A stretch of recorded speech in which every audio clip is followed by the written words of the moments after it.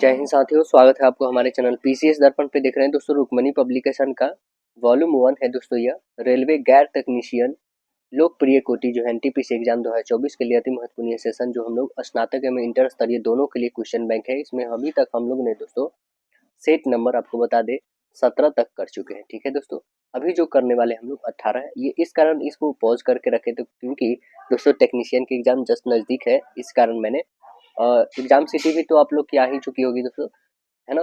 तो इस कारण मैंने पहले उसको कंप्लीट किया टेक्नीशियन को। अब फिर से हम लोग एनटीपीसी को कंप्लीट करते हैं। तो आइए देखते हैं सेट नंबर 18 को। सेट नंबर 18 जो देख रहे हैं दोस्तों, यहाँ पे कंप्यूटर बेस्ड टेस्ट जो होगी यह कब की है तो 10/1/2021 में पूछी गई सेकेंड शिफ्ट की क्वेश्चन है। टोटल आपको 100 क्वेश्चन मिलेंगे। इसमें करंट अफेयर रहेंगे, उसे हम लोग तो छोड़ के चल देंगे, है ना। चलिए, क्यों? क्योंकि करंट अफेयर ये 2020 और 21 वाले रहेंगे तो वो तो इम्पोर्टेंट है नहीं। चलिए आइए, बस उससे रिलेटेड 2024 वाली करंट अफेयर को हम लोग पढ़ेंगे जरूर। और करंट अफेयर के लिए आपको बताएं दोस्तों, पूरे वार्षिकांक 2025 कहे तो आपको जनवरी 2024 से लेके दिसंबर 2024 तक पूरे कंप्लीट मैंने स्पीडी सेशन करा दिया है। पेज बाय पेज भी करा दिया, ऑब्जेक्टिव भी करा दिया, वन लाइनर भी करा दिया। जो आपको पसंद है दोस्तों एक बार तो जरूर देख के जाइए, कोई भी आप एग्जाम के प्रिपरेशन कर रहे हो। ठीक है, तो आइए हम लोग सेट नंबर 18 को बनाते हैं। देखते हैं stage 1 computer based test held on 10/1/2021। Okay, देखिए आइए एनटीपीसी स्नातक स्तरीय परीक्षा की है ये। क्वेश्चन देखते हैं हम लोग पहला क्या इसमें बन रहा है। क्वेश्चन पहला क्वेश्चन है कि एक फैक्ट्री में बनने वाले खिलौने में 20% दोषपूर्ण है ना, मतलब कि 20% उसमें कुछ कमियां हैं तथा शेष खिलौने में 25% खिलौने क्षतिग्रस्त हो गए, मतलब उसे तोड़ दिया गया, बिगाड़ दिया गया। ठीक है, और यदि 4800 यानी 4800 खिलौने सही स्थिति में है तो बनाए गए खिलौने की मूल संख्या मतलब पहले कितनी थी जिसमें इतना दोषपूर्ण निकले और इतना क्षतिग्रस्त हो गया और फिर भी इतना सही स्थिति में है। तो क्या करेंगे हम लोग, पहले यहाँ पे तो आप एक्स लिखो। हम सपोज कर लेते हैं कि मूल संख्या जो थी हमारी एक्स है।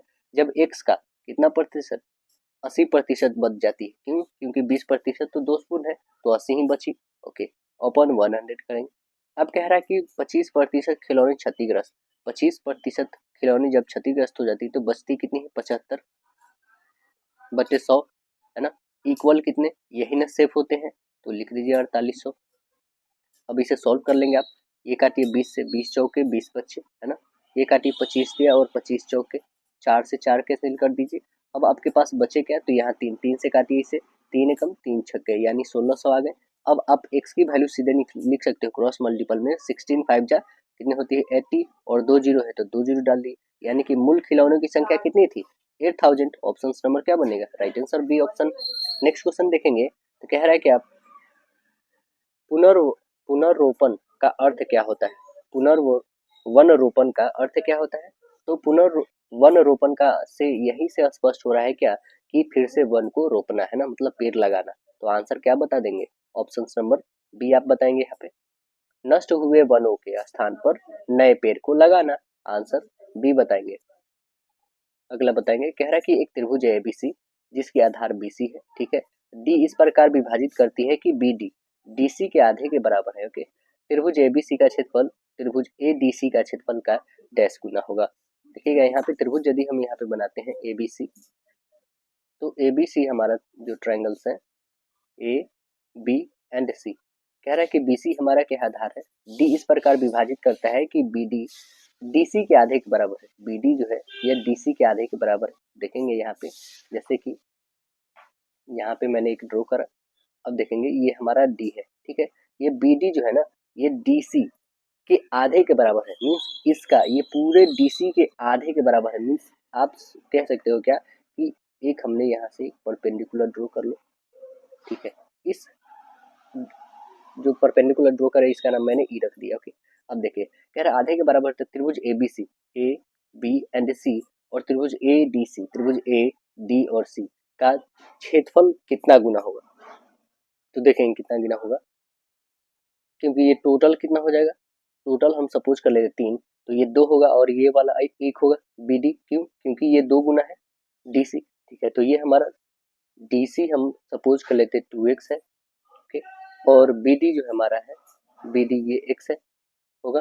ओके, चलिए अब इसे बनाते हैं हम लोग, क्योंकि ये इसके जस्ट आधा है। तो ये यहाँ पे बना के देखते हैं। त्रिभुज ABC का क्षेत्रफल लिखोगे आप 1/2 आधार, आधार इसकी क्या थी, तो आधार BC, ऊंचाई क्या थी, ऊंचाई जो थी इसका AE, ठीक, जो मैंने परपेंडिकुलर ड्रॉ कर था, अपॉन 1/2 1/2 और आधार इसकी हो जाएगी DC और गुने ऊंचाई हो जाएगी इसका A ही रहेगा, कॉमन रहेगा, तो A cancel, half of cancel. अब बच गया BC और DC, BC अपन आपके बच गया DC, है ना। तो इसे हमने क्या लिया था 3x, टोटल था 3x अपन 2x हो जाएगा, इसे काटिए, यानी क्या हो जाएगा 3/2। तो ऑप्शन क्या बताएंगे कितने गुनी हो जाएगी, 3/2 गुनी हो जाएगी। ऑप्शन नंबर बी हो जाएगा। कौन सा सरकारी संगठन जो है भारतीय प्रतिभूति बाजार के सक्रिय सभी निवेशों का प्रमुख नियामक है, वो कौन सा है बताएंगे। तो आंसर क्या बताइएगा, इसका नाम है SEBI. Right answer option C बताइएगा, सेबी करता है। सेबी का पूर्ण रूप क्या है, security exchange board of India है। इसमें और सेबी की जो मुख्यालय कहाँ पे है, तो आप बता देंगे मुंबई में है, मुंबई में है सेबी का। और इसका स्थापना कब होता है, तो आप बता देंगे 1988 में होता है। सेबी का मुख्य की स्थापना जो होती है वो 1988 में होती है।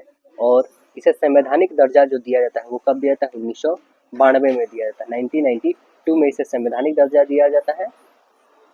अगला क्वेश्चन देखेंगे तो नाबार्ड से यदि पूछा जाए दोस्तों कि नाबार्ड की स्थापना कब होती है, तो नाबार्ड की स्थापना आपको बता दें यह होती है 1982 में, 1982 में स्थापना होती है, ठीक है। और इसे संवैधानिक दर्जा मिलती है 1992 में दोस्तों, ठीक है, सेबी को। और इरडाई इरडाई जो है दोस्तों, यह जो स्थापना होती है 1999 में, कब होती है 1999 में होती है। और आरबीआई कब होती है दोस्तों, तो 1935 में होती है, ठीक है, 1 अप्रैल को होती है। चलिए नेक्स्ट क्वेश्चन देखेंगे हम लोग कि फूड पॉइजनिंग होने के कारण होने की सबसे अधिक संभावना है, डैश फूड पॉइजनिंग होने का सबसे संभावना है, बताइएगा किसके कारण से जो है फूड पॉइजनिंग होती है दोस्तों। तो आप आंसर बताएंगे कि सूक्ष्म जीवों के द्वारा खराब किए गए भोजन को खाने से, मतलब यदि कोई सड़ा हुआ भोजन आप खा लेते हो तो उससे फूड पॉइजनिंग होती है। आंसर यहाँ पे क्या बता देंगे, ऑप्शन नंबर ए करेक्ट हो जाएगा आपका दोस्तों, है ना। या फिर बैक्टीरिया के संपर्क में आने से भी फूड पॉइजनिंग होती है, खराब भोजन से पेट संबंधी दिक्कत होने पे भी होती है, कमजोर रोग प्रतिरोधक क्षमता होने से भी होती है ना, जेनेटिक कारण से भी हो सकता है। देखिएगा अगला क्वेश्चन है क्या, हमें बताना है इसमें कि माता, बहन और स्त्री, बताइए कौन सा बनेगा। तो जो माताएं होंगी वो बहन भी हो सकती है, और दोनों क्या है, स्त्री है। तो ऑप्शन नंबर कौन सी दिख रही है, राइट आंसर एक ही दिख रही है, ऑप्शन नंबर डी आपकी। चलिए देखेंगे, कोबोल का पूर्ण रूप आपको बताना है। कोबोल जो है इसका फुल फॉर्म बताइएगा क्या होगा दोस्तों, कोबोल का। तो कोबोल का बताएंगे ना, इसका कॉमन बिजनेस ओरिएंटेड लैंग्वेज होगा, कॉमन बिजनेस ओरिएंटेड लैंग्वेज, यानी आंसर क्या बनेगा, option number D, common business oriented language होगा, ठीक, ओरिएंटेड लैंग्वेज। तो राइट आंसर हमारा ऑप्शन नंबर डी बनेगा दोस्तों। देखिए अगला कह रहा है प्रधानमंत्री जनधन योजना PMJDY की शुरुआत किसने किया था। तो देखिए प्रधानमंत्री जनधन योजना कब होता है शुरुआत, आपको पता है दोस्तों, नहीं पता है तो सुनिए, इसका स्थापना जो होता है दोस्तों 2014 को होती है शुरुआत, ठीक है, इस योजना का। और 2014 में सरकार किसकी थी, तो ये बीजेपी की, तो यानी शुरू कौन किए होंगे, Narendra Modi. Option number A correct होगा आपका। देखिए अगला क्वेश्चन कह रहे हैं क्या कि 200 किलोग्राम की दूरी, 200 किलोमीटर की दूरी पर स्थित दो अलग अलग स्टेशनों में से एक ही समय एक दूसरे की ओर चलने वाली दो रेलगाड़ियां, उनमें से किसी एक स्टेशन से 110 किलोमीटर की दूरी एक दूसरे को मिलती है, तो उनके चालों का अनुपात हमको ज्ञात करना है। तो उनके चालों का रेशियो क्या हो जाएगा, तो आइए देख लेते हैं हम उनके चालों का रेशियो कितना हो जाएगा। दो स्टेशन है यहाँ पे, अब देखेंगे एक यहाँ पे, ठीक है, ए हमने डाला इसे और इसका नाम बी हमने सपोज करा, दोनों के बीच की डिस्टेंस जो है वो 200 किलोमीटर है, ठीक। अब जो कह रहा है क्या कि दोनों एक साथ इधर से भी उसी टाइम में चलते हैं, इधर से भी उसी टाइम में चलते हैं, ओके। तो देख रहे हैं क्या कि जब साथ में चलते हैं तो दोनों के बीच एक दूसरे मिलते हैं, वो कहाँ पे, किसी एक स्टेशन पे 110 किलोमीटर की दूरी पर वो मिलते हैं। अब बताओ सपोज करो हमने इधर से ही चला, ठीक है, 110, तो जब 110 यहाँ पे ट्रैवल कर लिए तो इधर कितना रिमाइंडर बच गया, 200 में से 110 यानी इधर 90 रिमाइंडर बच गया, बचा ना, ठीक है। तो अब ए और बी का देख चुके हम लोग कि ये जो है ए हमारा 110 किलोमीटर चला जबकि बी 90 किलोमीटर चला। अब बस हमें बताना क्या है, तो स्पीड का रेशियो, ओके ना। अब देखेंगे दूरी हमारे पास दे रखा है, तो चाल का रेशियो क्या हो जाएगा, बस इसे काटिए और इसे काटिए, यानी 11 और 9 का रेशियो आएगा। ऑप्शन नंबर कौन सा बता दीजिएगा, ऑप्शन नंबर ए आप बता देंगे। चलिए अगला क्वेश्चन बता देंगे। नीचे दिए गए वेन आरेख को हमें बताना है। देखिए क्या है, बहुत ही सिंपल है। कह रहा है कि लड़का, छात्र और फार्म। लड़का, छात्र और फार्म, तो आपको पता है कि लड़का छात्र हो सकते हैं, लेकिन क्या फार्म हो सकता है, नहीं, अलग होगा। तो आंसर क्या बताएंगे, ऑप्शन नंबर बी आपका। देखिए अगला क्वेश्चन कह रहा है प्राचीन समय में किसी व्यक्ति को वस्तु के साथ तौला जाता था, है ना, और उसी भार के मात्रा के समान उस वस्तु का दान दिया जाता था। इस प्रथा को क्या कहा जाता था, तो इस प्रथा को कहा जाता था तुलाभार, है ना। आंसर क्या बताएंगे, ऑप्शन नंबर सी। इस प्रथा को तुलाभार कहा जाता था। पौराणिक मान्यता के अनुसार जो है तुलाभार का जो प्रथा जो है भगवान श्री कृष्ण से जुड़ी हुई है। देखिए अगला है, निम्नलिखित में से कौन सी बात जो है मार्च 1931 में हस्त हस्ताक्षरित गांधी इरविन समझौते से उल्लेखित है। 1931 में गांधी इरविन समझौता होती है दोस्तों, बहुत इंपॉर्टेंट है ये भी। एक क्वेश्चन आपका बन जाएगा, गांधी इरविन समझौता कब हुई, तो 1931 में हुआ था। तो ये देखते हैं इसमें कौन सा मुख्य बात रहा था जिसपे हस्ताक्षरित हुआ था। तो वो बात था दोस्तों आपका सविनय अवज्ञा आंदोलन के वापस लिया गया उस समय, है ना। आंसर क्या बनेगा, ऑप्शन नंबर ए, सविनय अवज्ञा आंदोलन को वापस ले लिया गया। और गांधी और वायसराय लॉर्ड जो है इरविन के बीच में 5 मार्च 1931 को दिल्ली में क्या होता है, गांधी इरविन समझौता होता है। इसे दिल्ली समझौता भी कहा जाता है। चलिए देखेंगे नेक्स्ट क्वेश्चन। कह रहा है क्या ए बी सी साझेदार है, ठीक है, पार्टनर्स है। 3, ए का निवेश बी के निवेश का 3 गुना है, बी का निवेश सी के निवेश का 2/3 गुना है। वर्ष के अंत में कुल लाभ कितना होता है, 6,600। तो लाभ में बी का हिस्सा हमें ज्ञात करना है कि कितना होगा। देखिएगा हम मान लेते हैं बी का निवेश कितना है, 100 रुपया है, तब ए का कितना हो जाएगा, 3 गुना हो जाएगा ना। कह रहा है ना ए का बी का निवेश से 3 गुना है, तो एक जब हम ए का 3x मानेंगे तो बी का तो x होगा ना। तो सी का कह रहा है कि 2/3 हो जाता है। देखिए यहाँ पे जब हम b को x सपोज करते हैं, यहाँ पे a b एंड c को रखो, तो जब इसे हम x लिए हैं तो कह रहा है इसका ये 3 गुना a हो जाता है, ठीक है। अब कह रहा है कि b का, यहाँ पे b का c का निवेश 2/3 गुना हो जाता है। 2/3 गुना कहने का मतलब है कि ये 3x/2 हो जाता है c का निवेश, ठीक है दोस्तों। अब देखेंगे a b और c तीनों का रेशियो आपके पास दे रखा है 3x और 3x/2। यहाँ से आप एलसीएम ले लो, तो एलसीएम कितनी हो जाएगी 2, यानी हो जाएगा ये 6x और ये हो जाएगा आपका 2x और ये हो जाएगा आपका 3x, हो जाएगा ना। अब इस आप डिनोमिनेटर को छोड़ दो और न्यूमरेटर को देखो, 6, 2 और 3 का ये रेशियो है आपके पास। अब जब रेशियो आ गया है तो b का रेशियो आप बता दोगे, b का कितना है, तो b का ये 2x वाला है। टोटल पहले काउंट करो कितने हुए, 6, 2, 8 और 3 11, टोटल 11 आ गए।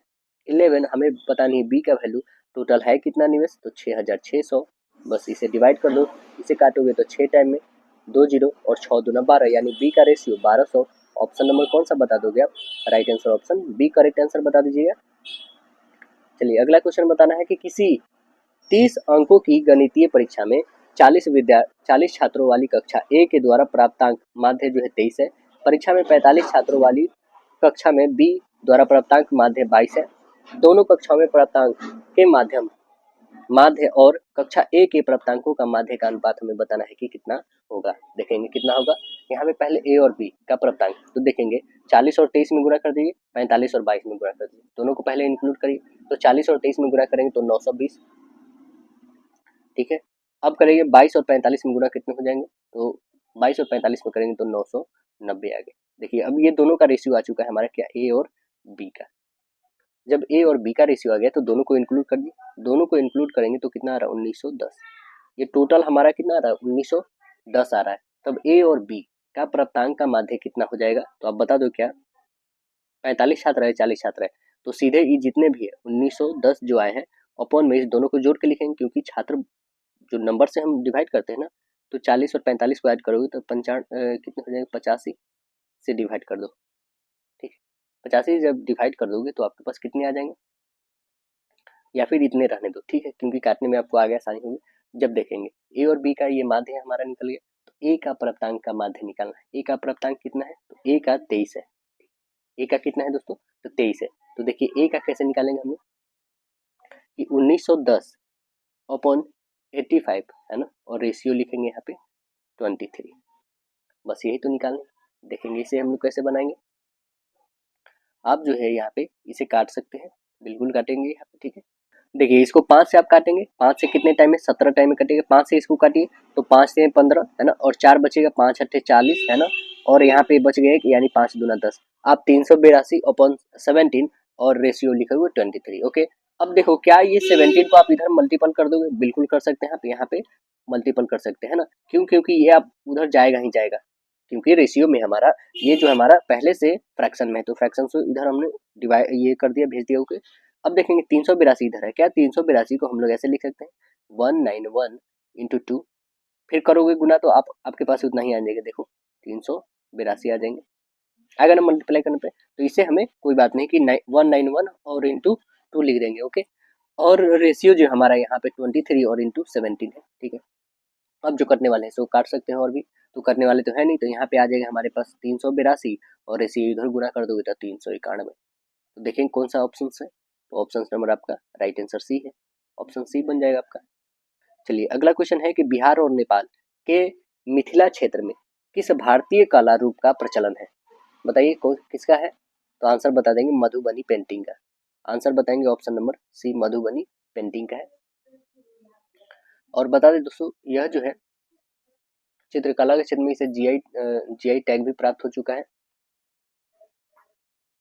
चलिए अगला क्वेश्चन देखेंगे, कह रहा है कि एक छात्र जो है साइकिल के द्वारा 8 किलोमीटर प्रति घंटा की चाल से कितने, तो 3/2 घंटे में स्कूल पहुंचता है, और स्कूल से वापसी के दौरान वो आधे घंटे आराम करता है और 1 किलोमीटर छोटे रास्ते से जाता है। उसकी साइकिल की चाल कितनी वृद्धि करनी चाहिए ताकि वह उसी समय पर जो है घर पहुंच सके। तो कितनी वृद्धि करनी चाहिए देखेंगे पहले। यहाँ पे 8 किलोमीटर है, ठीक है। देखिए 8 किलोमीटर इसकी चाल है, 8 किलोमीटर प्रति घंटा चाल है। इस चाल को क्या आप समय से गुणा करोगे तो आपके पास डिस्टेंस आएंगे, ये काटो इसे 2 से, तो 4 4 3 12, यानी कितने आ जाएंगे 12 किलोमीटर डिस्टेंस आ गए। डिस्टेंस हमें पता हो गया कि उसके स्कूल की कितनी दूरी है, तो 12 किलोमीटर है। जब 12 किलोमीटर दूरी है, टाइम हमारे पास दे रखा है 3/2, तब वापसी में जो आधे घंटे आराम करता है 1 किलोमीटर छोटे रास्ते आने के लिए, तो वो समय कितना लेगा, समय तो उतना ही रहेगा उसका। तो नया जो दूरी होगा वो 12, और 1 किलोमीटर उसने एक छोटा रास्ता अपनाया है, यानी कितना हो जाएगा 11 किलोमीटर का डिस्टेंस उसे ट्रैवल करना है। समय कितना हो जाएगा, तो 3/2 में से आधा घंटा, आधा घटा लो तो कितना बन जाएगा यहाँ पे 1 घंटा हो जाएगा, है ना। ठीक है, तो अब देख रहे हैं क्या कि 11 किलोमीटर की डिस्टेंस को कवर करना है उसको, 11 किलोमीटर प्रति घंटा की चाल से वो जाएगा। यहाँ पे आप चाल निकाल सकते हो, जब आपके पास टाइम दे रखा है, यहाँ पे डिस्टेंस दे रखा है, तो स्पीड निकाल सकते हो। स्पीड बराबर होता है distance upon time, time 1 hour, यानी काटोगे तो कितना 11 किलोमीटर प्रति घंटा ही आ जाएगा।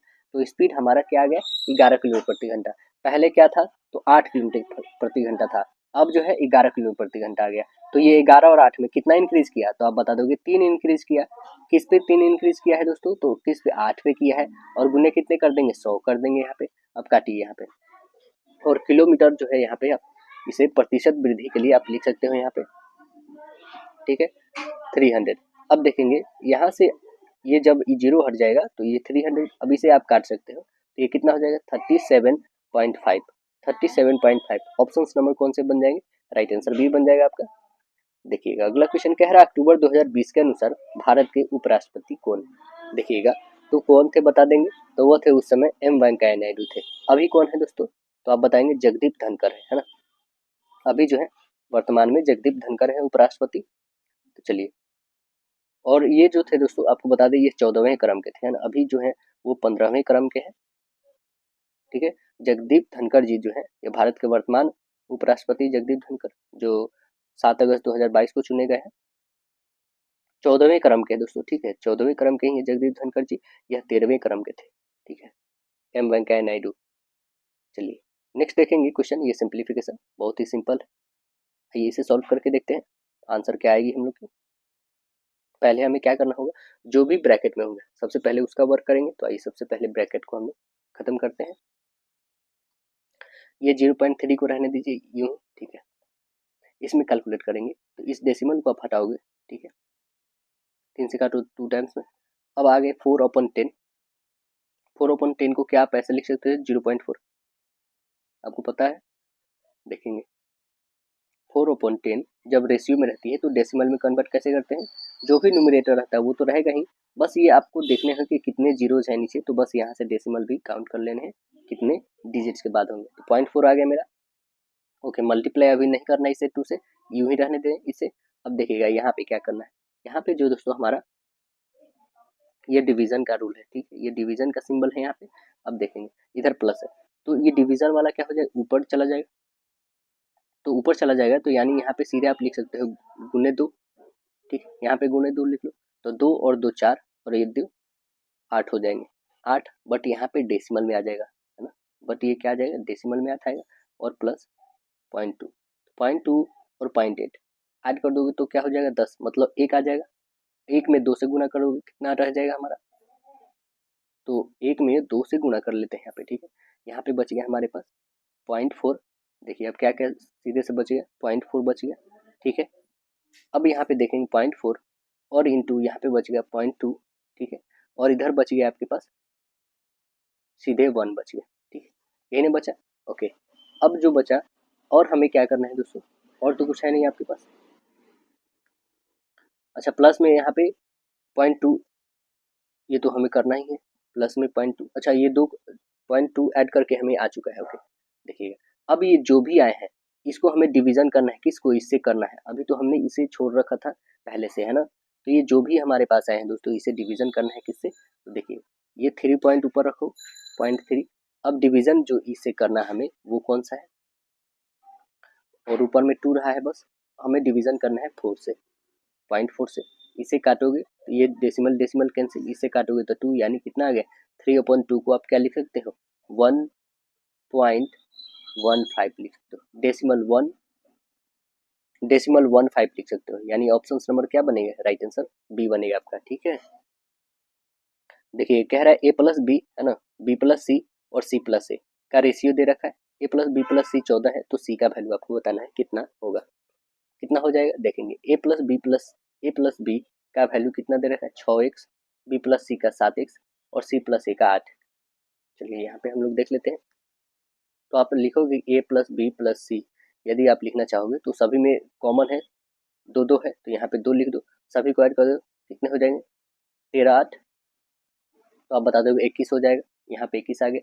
अब देखोगे A B C, A B C का वैल्यू 14 दे रखा है, तो 2 और गुने यहाँ पे 14 रखो इक्वल 21, है ना, तो आप खुद बता दोगे कि x की वैल्यू जो आ जाएगी वो कितनी आ जाएगी, तो 21 अपॉन आ जाएगी 2 गुने 14, काटो इसको जो करने वाला 7 21 7 दूना 14, यानी कितने आ जाएंगे 3/4, x की वैल्यू कितनी आ गई 3/4, ठीक है।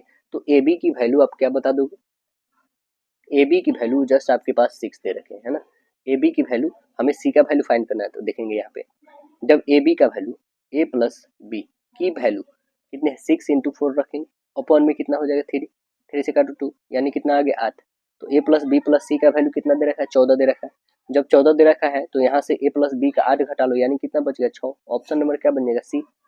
देखिए नेक्स्ट क्वेश्चन, 2020 में इंडियन प्रीमियम लीग आईपीएल का कौन सा संस्करण खेला गया था, बताइए कौन सा खेला गया था, तो वह 13वां था दोस्तों, कौन सा था 13वां था, है ना, और इस बार जो है दोस्तों कौन जीता है और कौन सा संस्करण हुआ है, तो इस बार जो है दोस्तों 17वां संस्करण हुआ है 2024 में, ठीक है, और इस बार जो जीता है कोलकाता नाइट राइडर्स जीते हैं, किसको हरा कर, तो सनराइजर हैदराबाद को हरा करके। बताइए मानुषी छिल्लर मिस वर्ल्ड 2017 की खिताब किस देश में जीती थी, कौन सी देश में जीती थी ये बतानी है, तो यह जीती थी दोस्तों चीन में, है ना, और ये तो पता ही है कहाँ की, भारत की है।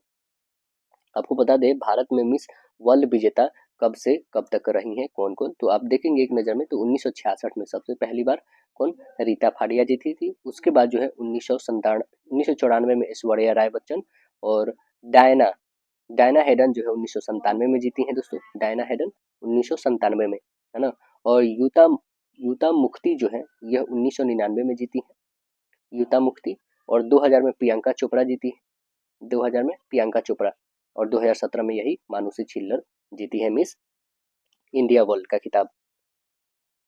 और 2024 में चेक गणराज्य की जो है क्रिस्टीना पिजुकोवा जो है भारत में आयोजित मिस वर्ल्ड 2024 का खिताब जीती है। कौन जीती है? तो इनका नाम है क्रिस्टीना पिजुकोवा। क्रिस्टीना पिजुकोवा जो कहाँ की है? चेक गणराज्य की है दोस्तों। ठीक है, करंट अफेयर भी अभी का हम लोग वर्तमान चलते रहेंगे। ऐसे स्पीडी तो आपको बता ही दिए, पूरे फुल कंप्लीट आपका सेशन करा दिए। प्रतियोगिता दर्पण यदि आप देखते होंगे तो उसका भी मैंने पूरे फुल संक्षिप्त नोट्स के तहत जो है कंप्लीट पीडी करा दिया है, वो भी आप देख सकते हैं। देखिएगा, कह रहा है क्या, सतीश धवन अंतरिक्ष केंद्र श्रीहरिकोटा किस राज्य में स्थित है? बताइए कौन से राज्य में है? तो आंसर बता देंगे आंध्र प्रदेश में। आंसर डी बताएंगे, आंध्र प्रदेश में है। और जो है बता देंगे दोस्तों, यह 1972 से लेकर 1989 के दौरान इसरो के अध्यक्ष जो है प्रोफेसर सतीश धवन रहे, और इनका नाम पर ही श्रीहरिकोटा में अंतरिक्ष केंद्र का नाम रखा गया है। और इसरो की स्थापना कब होती है? तो 1969 को होती है। 1969 को होती है स्थापना, क्या चीज़ का? तो इसरो की स्थापना होती है दोस्तों। ठीक है, और इसरो का मुख्यालय कहाँ पे है? तो बेंगलुरु में है। देखिए, एक और करंट अफेयर आ गया हमारा। अक्टूबर 2020 के अनुसार पुरुषों की भारतीय हॉकी टीम का कप्तान कौन है? देखिएगा कि ये भारतीय हॉकी टीम के कप्तान जो है 2020 के अकॉर्डिंग पूछा गया है दोस्तों। ठीक है, तो उस समय जो थे वो कौन थे? मनप्रीत सिंह। अभी वर्तमान में कौन है दोस्तों? तो वर्तमान में हरमनप्रीत सिंह है। कौन है? हरमनप्रीत सिंह अभी वर्तमान में, याद रखेंगे। हरमनप्रीत सिंह जो है 2024 में, ये 2020 में थे। ठीक है, तो ये इंपॉर्टेंट है हमारे लिए। ठीक है, आंसर मतलब ये होगा आपका। चलिए नेक्स्ट क्वेश्चन देखेंगे हम लोग। निम्नलिखित में से कौन सा राष्ट्रीय उद्यान भारत में नहीं है? बताइए कौन सा है राष्ट्रीय उद्यान जो भारत में नहीं है? तो आंसर क्या बताएंगे कि संदूर राष्ट्रीय उद्यान जो है भारत में नहीं है। आंसर बी बताएंगे, तो संदूर है कहाँ पे? बताएंगे। संदूर राष्ट्रीय भारत में नहीं है, तो यह पाकिस्तान के खैबर दर्रा में स्थित है दोस्तों। ठीक है, संदूर राष्ट्रीय उद्यान है ना। आंसी राष्ट्रीय उद्यान कहाँ पे है? तो आंसी राष्ट्रीय उद्यान कर्नाटक में है दोस्तों। ठीक है ना। और भारत में कुल राष्ट्रीय उद्यानों की संख्या कितनी हो गई 2021 तक बताना है आपको? तो 106 राष्ट्रीय उद्यानों की संख्या कितने हैं? 106 2021 के अकॉर्डिंग। अभी 2024 के अकॉर्डिंग कितने हो गए दोस्तों? आप कमेंट सेक्शन में बताइएगा। चलिए नेक्स्ट क्वेश्चन देखेंगे। अच्छा ये बता दीजिए, दाचीगाम राष्ट्रीय उद्यान कहाँ पे है? तो आप बताएंगे JNK में है, जम्मू एंड कश्मीर में है दोस्तों। ठीक है, और बाल प्रक्रम राष्ट्रीय उद्यान कहाँ पे है? तो बाल प्रक्रम राष्ट्रीय उद्यान आपको बताना है दोस्तों, ये कहाँ पे है? तो मेघालय में है ना। कहाँ पे है? मेघालय। देखिए, डैश दो या अधिक पदार्थों का समंग मिश्रण होता है, क्या होता है बताइए? तो आंसर बता देंगे विलियन। आंसर सी बताएंगे, विलियन होता है। पौधे में 5 समूहों में बांटा गया है। पौधे को 5 समूहों में बांटा गया, इनमें से एक नहीं है। कौन नहीं बताइएगा? 5 समूह जो बांटा गया है वो कौन नहीं है? तो आप देखेंगे कि टेरिडोफाइटा है, ब्रायोफाइटा है, ठीक है, प्रोटोकार्डेटा नहीं है दोस्तों, जिम्नोस्पर्म भी है ना। आंसर हमारा क्या बना? ऑप्शन नंबर आपका सी बना। तो वो पांचों कौन कौन सा है देख लेंगे एक बार। थैलोफाइटा है, ब्रायोफाइटा है, टेरिडोफाइटा है, जिम्नोस्पर्म है, एंजियोस्पर्म है ना। देखिए कह रहा है क्या, 301 से लेकर 399 तक गणना करने पर अंक 3 बार आता है, वो कौन सा आता है 3 बार अंक? बताएंगे। तो 3 बार देखिएगा, 301 से लेकर 399 तक सैकड़ा का स्थान का अंक जो है 3 चाहिए। ठीक है, तो आप 99 ले लो। ओके, और 301 से लेकर 399 दहाई के, दहाई के स्थान पर जो है अंक 3 होना चाहिए, यानी कितना हो जाएगा 10, ये 3 वाला। ठीक है, और ये था सैकड़ा के स्थान पे। ठीक है, ये सैकड़ा के स्थान पे याद रखेंगे, और ये था दोस्तों दहाई स्थान पे। ठीक है, अब देखेंगे कि 301 से लेकर 399 तक इकाई स्थान पे कितने हो जाएंगे? तो ये भी 10 हो जाएंगे। सबको ऐड कर लो, कितने हो जाएंगे? 20, और यहाँ पे 99, यानी कितने हो जाएंगे 119। तो आंसर हमारा कितना बन जाएगा? Option number A 119। देखिए अगला क्वेश्चन क्या कह रहा है। नेक्स्ट क्वेश्चन कह रहा है क्या यहाँ पे कि 3 सेंटीमीटर त्रिज्या वाले 5 सेंटीमीटर ऊंचाई वाले धातु के एक बेलन को पिघलाकर 1 सेंटीमीटर ऊंचाई और आधार 1 मिलीमीटर त्रिज्या वाले शंकु बनाए जाते हैं, तो शंकु बनाए जाएंगे कितने, वो हमें संख्या बताना है। तो बस इसके आयतन के आयतन से डिवाइड कर देना है, बेलन का आयतन बटे शंकु का आयतन। आइए बनाते हैं हम लोग, देखते हैं आंसर क्या आएगी इसका।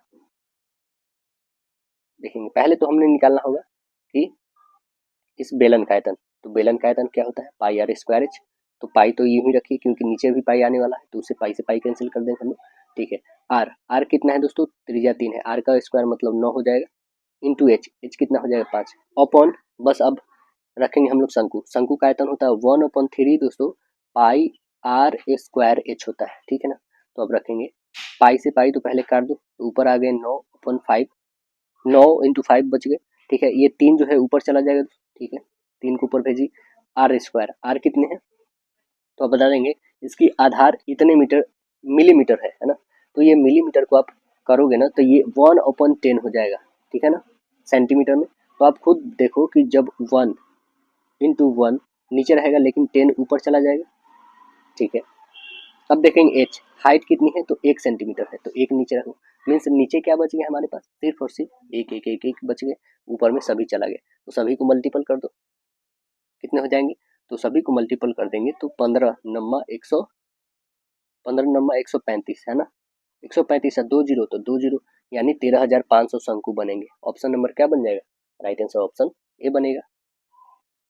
देखिए अगला, 2018 में जो है ग्रीन पीस के द्वारा नए अध्ययन के अनुसार पृथ्वी में सबसे प्रदूषित शहर कौन सा है। तो देखिए 2018 के अकॉर्डिंग था दोस्तों, इसे भूल जाइए। 2018 के अकॉर्डिंग जो भी है इसे बता देते हैं, गुरुग्राम हरियाणा का है। अब देखिए 2024 के अकॉर्डिंग, मार्च 2024 में जारी जो विश्व वायु गुणवत्ता रिपोर्ट है, उसमें स्विस संगठन जो IQ जो एयर रिपोर्ट है 2023 के अनुसार, बिहार में स्थित बेगूसराय को विश्व स्तर पर सबसे प्रदूषित महानगर जो महानगरीय क्षेत्र का दर्जा प्राप्त हुआ, जबकि भारत की राजधानी नई दिल्ली को सबसे खराब वायु गुणवत्ता वाला शहर बताया गया है। और मार्च 2024 में ही जो जारी किया गया है, इसके मुताबिक आपको देश में पूछा जाए दोस्तों, तो देश का जो रिपोर्ट आया है ये तो IQ एयर का था। अभी हमसे पूछा जाए कि विश्व वायु गुणवत्ता निगरानी IQ एयर रिपोर्ट 2023 के मुताबिक जो है बांग्लादेश पाकिस्तान के बाद भारत दुनिया का तीसरा सबसे प्रदूषित देश घोषित हुआ है। सबसे नंबर 1 पे कौन है तो बांग्लादेश है दोस्तों। ठीक है, जस्ट उसके बाद पाकिस्तान है, फिर उसके बाद इंडिया है दोस्तों। ठीक है, मतलब तीसरे नंबर पे है इंडिया। देखिए अगला क्वेश्चन, ए का वैल्यू दे रखा है, बी का वैल्यू, सी का वैल्यू दे रखा है ना। सी का कह रहा है क्या है 128 का, यहाँ पे का मतलब गुना है, बस काटी से 4 से, 4 3 12 4 2 8, यानी कितना आ जाएगा, सी का वैल्यू -32 है। ठीक है, तो A Q plus B Q plus C Q minus 3 B C का मान हमें बताना है। चलिए इसे बनाते हैं हम लोग।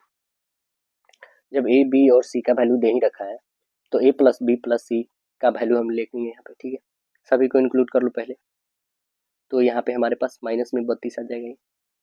तो आप 17 और 15 को ऐड करोगे कितने हो जाएंगे 32, और यहाँ पे माइनस में 32, प्लस और माइनस क्या हो जाएंगे जीरो। यानी जब जीरो हमारे पास आंसर आ गया तो कोई भी आप कहीं भी रखोगे जीरो तो वो जीरो ही कर देगा, यानी आंसर हमारा सीधे दिख जाएगा दोस्तों। ऑप्शन नंबर ए हो जाएगा आपका जीरो। चलिए नेक्स्ट क्वेश्चन, कह रहा निम्नलिखित में से क्या असहयोग और खिलाफत आंदोलन का परिणाम था।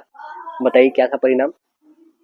तो इसका परिणाम क्या था दोस्तों, बता दें आपको, इसका परिणाम था मजदूर वर्ग कई छोटे बड़े शहरों में हड़ताल पर चले गए थे, है ना। आंसर, राइट आंसर आपका डी बनेगा। असहयोग आंदोलन की शुरुआत कब होती है तो 1920 में होती है दोस्तों। असहयोग आंदोलन का प्रस्ताव जो है 1920 में ही जारी किया जाता है, या दिसंबर में जारी किया जाता है ना, और यह अगस्त में शुरू होता है। ठीक है दोस्तों, अब देखेंगे क्या नागपुर अधिवेशन में पारित हुआ था। ठीक है, असहयोग आंदोलन की शुरुआत गांधी जी ने कैसर हिंद की उपाधि को लौटा दिया था। गांधी जी के पद चिन्हों पर चलते हुए सैकड़ों लोगों ने अपनी जो पदवियां और उपाधि त्याग दी थी, जैसे कि अब देखेंगे जमनालाल बजाज जो राय बहादुर की उपाधि को वापस कर दिए थे। फिर थे ये रविन्द्रनाथ टैगोर जी, है ना, वो सर की उपाधि को त्याग दिए थे। अगला क्वेश्चन देखेंगे, बाबा साहब भीमराव कर भी वो अपने त्याग दिए थे दोस्तों। ठीक है, CR दास और नेहरू बहुत सारे नेताओं ने अपना पद को त्याग दिया था। देखिए कह रहा गया किस नवरत्न कंपनी को सामान्यतः जो है विजाग स्टील के नाम से जाना जाता है। विजाग स्टील के नाम से कौन से बताइए, तो आंसर बताएंगे यह है राष्ट्रीय इस्पात निगम लिमिटेड। आंसर ये बताएंगे, विजाग स्टील के नाम से जाना जाता है। अगला क्वेश्चन देखेंगे, भारत के, अब बताइएगा दोस्तों, महारत्न कंपनियां, नवरत्न कंपनियां तो अभी आप कमेंट सेक्शन में बताएं कि नवरत्न कंपनियां कितने हैं, बट महारत्न कंपनियां बता दें दोस्तों। महारत्न कंपनियों की संख्या दो है दोस्तों, अब 14 हो गई है। पहले 13 थी, 2000 ये 24 दिसंबर में ही जो हुई है वो है हॉल जो है महारत्न कंपनी में जुट गई, नॉर्थ में थी अब महारत्न में आ गई। तो टोटल का कितनी हो गई महारत्न कंपनियों की संख्या 14 हो गई है। देखिए भारत और पाकिस्तान के बीच 1960 में हुए सिंधु जल समझौता संधि जो हुआ उस कौन से शहर में हस्ताक्षर किया गया था बताइएगा। तो आंसर बताएंगे कराची में हुआ था। आंसर सी बताएंगे, कहाँ पे होता है, कराची में होता है, 1960 में होता है। चलिए अगला देखते हैं क्वेश्चन, उत्तर प्रदेश में निम्नलिखित कौन सा स्मारक नहीं है? कौन सा स्मारक नहीं उत्तर प्रदेश में? तो आप बता देंगे ताजमहल है उत्तर प्रदेश में, सारनाथ स्तूप भी है और बड़ा जो है इमामबाड़ा भी है, लेकिन ये सफदर सफदरगंज का मकबरा नहीं है। सफदरगंज का मकबरा जो है यूपी में नहीं है, यह कहाँ पे है? दिल्ली में स्थित है दोस्तों, ठीक है। और यह जो इसका निर्माण कराया था शुजाउद्दौला करवाया था। तो आंसर हमारा बनेगा राइट आंसर ऑप्शन ए। चलिए अगला क्वेश्चन देखेंगे, यदि एक संख्या के 1/5 को उसी संख्या के 2/3 से गुना करने पर 480 प्राप्त होता है, तो वो संख्या कौन सी है? देखिए कह रहा है कि ये संख्या सपोज कर लेते हैं 1 से, इसी की संख्या के 1/5 का गुना यही संख्या 2/3 से गुना करने पे कितना 480 हमें प्राप्त होता है। बस इसे काटिए, इसको दोस्तों काट देंगे 2 से, तो ये कितना हो जाएगा 2 4 0 मतलब 240 आ गया। और 15 में 24 से गुना कर दीजिए, कितना आ जाएगा? तो यहाँ पे आप लिखेंगे 15 और गुने 240, ठीक है। और ये हमारा 100 और 1 में गुना करेंगे स्क्वायर रूट होगा, तो इसलिए स्क्वायर रूट इधर चला दिए। तो आप देखो 15 को और भी छोटा आप लिख सकते हैं, ठीक है, 3 5 15 लिख सकते हैं, 3 और गुने 5, और 240 को जितना छोटा से छोटा लिख सकते हैं लिखेंगे।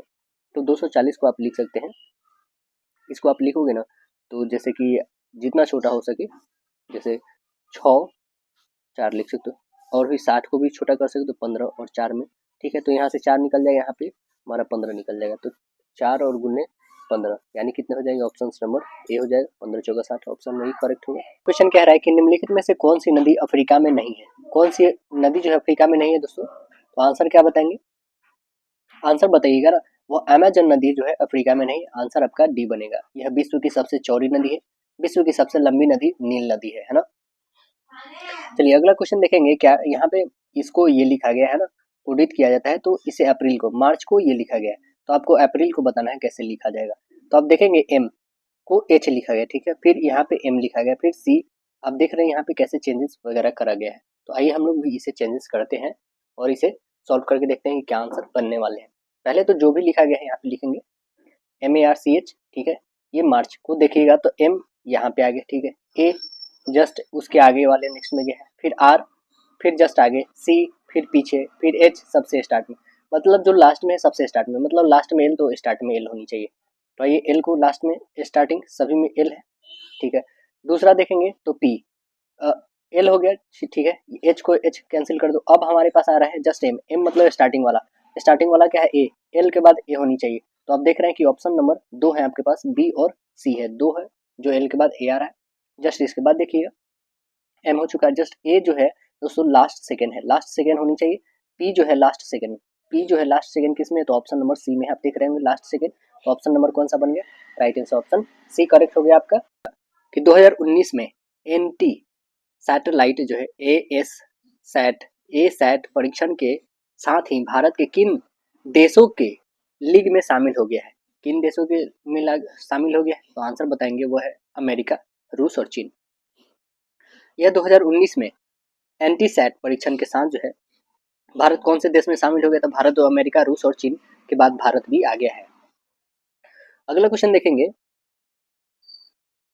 कह रहे कि कक्षा में 82% छात्र जो क्या होते हैं? उत्तीर्ण होते हैं, मतलब पास होते हैं, और उनमें 2% छात्रों की पुनः परीक्षा की श्रेणी में रखा गया है। तो अनुत्तीर्ण छात्रों की संख्या कितना है? 592। तो कक्षा में छात्रों की कुल संख्या हमें बतानी है कितना है। देखेंगे यहाँ पे कैसे हम सॉल्व करेंगे। 82% उत्तीर्ण मतलब पास होते हैं, ठीक है, और 2% छात्र फिर से दोबारा परीक्षा देते हैं। आप खुद बताओ, यदि 100 है टोटल, ठीक है, 100 से 82 घटा लो तो बच कितने जाएंगे? -2 कर लो पहले, ठीक है, 82 और -2, तो घटाओगे कितना हो जाएगा? 16 बचेगा। मतलब कि सीधे बात कहें तो 84 घटा लो 100 में से तो 16 बचेगा। ये 16% ही तो है, कितने के बराबर? 16% ही तो है आपका 592 के बराबर। लिखो 592, 16 से कटेगा क्या? तो काटो इसे, 16 से कटेगा तो 37 टाइम में, ये तो एक का वैल्यू 37 आ गया, तो हमें 100 का वैल्यू कितना हो जाएगा? 2 जीरो इसमें और इंक्रीज कर दो, मतलब 3700। तो आंसर टोटल कुल संख्या कितने बन जाएंगे छात्रों की? 3700, ऑप्शन ए बन जाएगा। देखिए कह रहा है कि कौन जल पट्टिका भारत और श्रीलंका को अलग करती है? कौन करता है बताइए? तो आंसर बताएंगे वह है पाक जल डमरूबंध, भारत और श्रीलंका को अलग करती है। आंसर डी बताइएगा।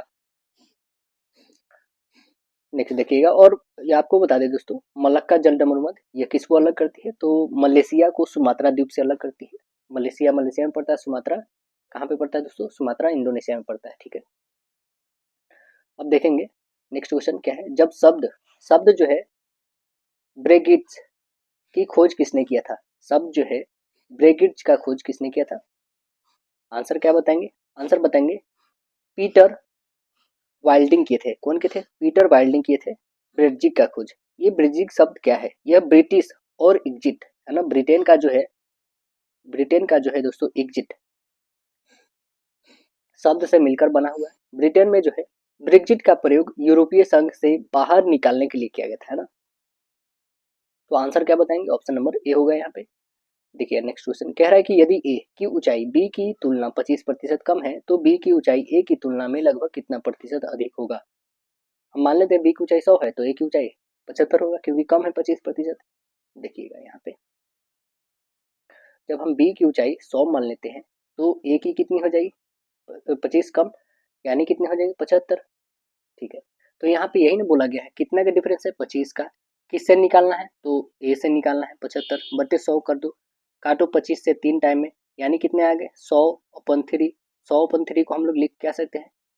33.3 भी लिख सकते हैं, या फिर 33 भी बोल सकते हैं इसको। तो आंसर बनेगा ऑप्शन नंबर ए। देखिए कांग्रेस नेता राहुल गांधी ने निर्वाचन क्षेत्र 2019 का लोकसभा चुनाव लड़ा था, कहाँ से लड़े थे? तो आंसर बताएंगे अमेठी और वायनाड से। अमेठी और वायनाड से लड़े। आंसर नंबर ए करेक्ट होगा आपका। अगला क्वेश्चन देखेंगे। और 2024 में भी 2 सीटें रायबरेली और वायनाड से चुनाव लड़े हैं और दोनों जगह जो है उन्होंने जीत हासिल करा है। अगला देखिएगा नेक्स्ट क्वेश्चन है क्या कि हमारे एक आयत का खेत की लंबाई दे रखा है कितना? 16 मीटर, चौड़ाई 12 है। ठीक है, लंबाई चौड़ाई दे रखा है तो क्या उसका आयतन, क्या उसका मैं क्षेत्रफल, क्या मैं परिमाप निकाल सकता हूँ? बिल्कुल। ठीक है, अब देखिए कह रहा है दूसरा सेंटेंस कि उसकी एक चौड़ाई वाले भाग को खुला छोड़ दे, शेष 3 ओर क्या लगा दे? कंटीले तार की लंबाई जानी है। ठीक है ना, तो 25 पैसे प्रति सेंटीमीटर की दर से बार की लागत हमें बताना है। देखिएगा ऐसे हो, मतलब यही तीन साइड लगे हैं मात्र, है ना, तो ये 3 साइड के लिए हमें बतानी है। तो 3 साइड में एक लंबाई है और 2 मेरी चौड़ाई है। आइए इसे हम लोग सॉल्व करके देखते हैं। परिमाप, परिमाप का फॉर्मूला क्या होता है? 2 इंटू एल प्लस बी होता है। तो 2 रखो, ठीक है, लंबाई की लंबाई रखो प्लस चौड़ाई की चौड़ाई। तो इसे हम लोग लिखेंगे तो 2l प्लस 2b लिख सकते हैं क्या? बिल्कुल इतना लिख सकते हैं। ओके, अब इतना करने पर कह रहा है क्या कि एक चौड़ाई वाले भाग को खुला छोड़ दिया जाता है। एक चौड़ाई वाले भाग को क्या खुला छोड़ दिया जाता है? अभी जस्ट आपको समझाया कि ये जो है ऐसे बना हुआ है बट ये खुला है। ओके, अब देखिए जो जो कंटेले की तार लगानी है वो कैसे लगेगी? तो 2 × 16 और प्लस 12, यानी कितनी हो जाएगी? 32 और 12 44 हो जाएगा। तो ये 44 मीटर लगनी है। अब खुद देखो कि ये टोटल हम 100 मान लेते हैं, 100 में से यदि एक पे नहीं लगा है मीन्स ये 3 पे लगा है। 3 पे लगने का मतलब है कि 25% खुला। हम टोटल 100 मारते हैं तो 25 25 100, ठीक है ना। टोटल में से ये 25 हमें बाकी है, टोटल 100 है मेरा। ओके, और गुने 44 कर दीजिए, गुने 100, 100 से 100 कैंसिल, यानी 25 और 44 में गुणा कर देंगे तो कितने आ जाएंगे आपके पास? आपके पास आ जाएंगे 1100। तो आंसर क्या बन जाएगा आपका? Right answer option number B बन जाएगा। देखिए अगला कह रहा है रहीम ने 45 पर केजी की दर से 20 केजी संतरे खरीदे और 54 रुपये पर केजी की दर से बेचे। तो इस अवधि के दौरान जो है 1.5 केजी संतरे खराब हो गए। यदि उनसे खराब संतरे जो है 10 केजी पर की दर से बेचे तो उसका कुल लाभ या फिर हानि प्रतिशत हमें बताना है कि कितना होगा। तो 20 केजी संतरे का क्रय मूल्य आप बता दोगे कितना हो जाएगा? 45 गुने 20 कर लो, 45 दूना 90 और 1 जीरो यानी 900 रुपये। ठीक है, और 20 केजी संतरे का भी क्रय मूल्य बताओगे तो कितना हो जाएगा? तो आप बता दो क्या कि 54 और गुन्ने हो जाएगा 18.5। ओके, क्यों होगा? क्योंकि ये देख रहे हैं ना इतना केजी खराब हो जा रहा है, तो बच कितना? 18.5 बच गया। ओके, 20 में से घटा दोगे तो 18.5 और प्लस कर दोगे 1.5 और गुने 10। ठीक है, इसे सॉल्व करो तो ये कितने हो जाएंगे? 999 और प्लस हो जाएगा 15, जोड़ोगे कितना आ जाएगा? 1014। ठीक है, अब जो अभीष्ट लाभ होगी यह तो हमारी सेलिंग प्राइस, ये हमारी कॉस्ट प्राइस, तो हमें लाभ होगा कितना? तो कितना का लाभ होगा? 900 में से 1014 में से 900 घटा लोगे तो कितना का प्रॉफिट हो रहा है हमें? 114 रुपये का। ठीक है, किससे हो रहा है? तो आप बताओगे 900 से। कॉस्ट प्राइस यही है, 2 जीरो से 2 जीरो काटो, 9 से ये काटोगे तो आपके रह जाएंगे 12, सही 2/3%। कौन सा बनेगा करेक्ट? ऑप्शन नंबर आपका सी राइट आंसर। चलिए बताएंगे। कह रहा है कि किसी प्रतियोगी परीक्षा में प्रत्येक सही उत्तर पर 1 अंक मिलता है। हल न किए प्रश्न के लिए जो है 0 अंक मिलता है और प्रत्येक गलत उत्तर पद पर जो है 1/2 अंक काट दिया जाता है। तो आपको बताना है कि अंबिका के 120 प्रश्न के उत्तर दिए गए और उसे 90 प्रश्न प्राप्त हुए। ठीक है, तो उसके द्वारा प्राप्त किए गए उत्तर में से कितने सही थे, प्रश्नों की संख्या ये हमें बतानी है। तो देखेंगे कितने प्रश्नों की संख्या सही थे। हम मान लेते हैं क्या कि अंबिका के द्वारा प्रश्नों की सही करने की संख्या वो कितना है, तो x है। तो ये बोला क्या जाए कि x और गुने 1 करने पे मिल रहा है 120 टोटल है, इसी में से घटाने पे कितना का हो रहा है, हाफ ऑफ, मिल कितना रहा है टोटल 90। ठीक है, अब देखिएगा इसे आगे आप सॉल्व करेंगे तो कितना हो जाएगा, ये तो x रहेगा ही रहेगा। ठीक है, माइनस ये आप करोगे कैलकुलेशन तो कितनी हो जाएंगी, सीधे या फिर एलसीएम ही ले लेते हैं हम लोग यहाँ पे। 2 एलसीएम लोगे तो ये 2 से मल्टीपल x 2x हो जाएगा, माइनस में करोगे तो ये कितने हो जाएंगे, माइनस में 120 तो रहेगा ही और ये माइनस में माइनस माइनस प्लस हो जाएगा, अपॉन में क्या हो जाएगा 2 इक्वल हो जाएगा 90। 90 और 2 में मल्टीपल करोगे 180। ठीक है, 180 में से आप 20 जोड़ दोगे तो कितना हो जाएगा, 180 और 20, क्योंकि यहाँ माइनस है तो प्लस इधर हो जाएगा, 120 और 180 300 हो जाएगा, यानी कि 2 और 3 3x इक्वल आप सीधे लिख लोगे यहाँ पे 300।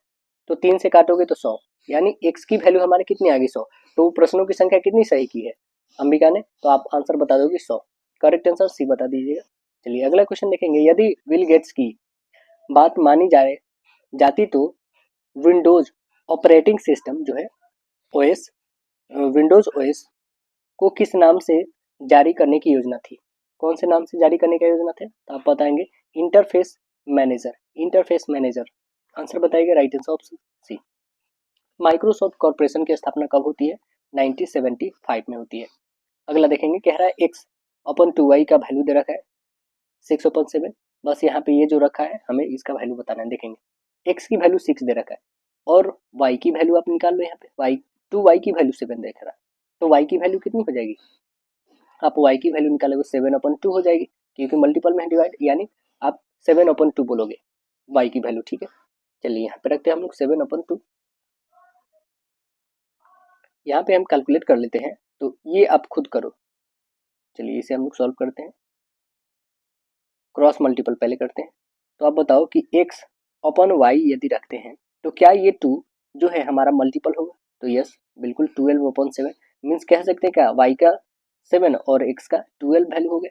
तो बस यहाँ पे रखिए, इसमें पहले x मतलब 12 minus y minus 7 upon x plus y plus कह रहा है 14 और प्लस 19। ठीक है, इसे सॉल्व करिए तो 12 में से 7 घटाओगे तो 5, 12 और 7 जोड़ोगे तो कितना 19। ठीक है, और प्लस 14 अपन 19, 19 कैल्शियम 19 ही रह जाएगा।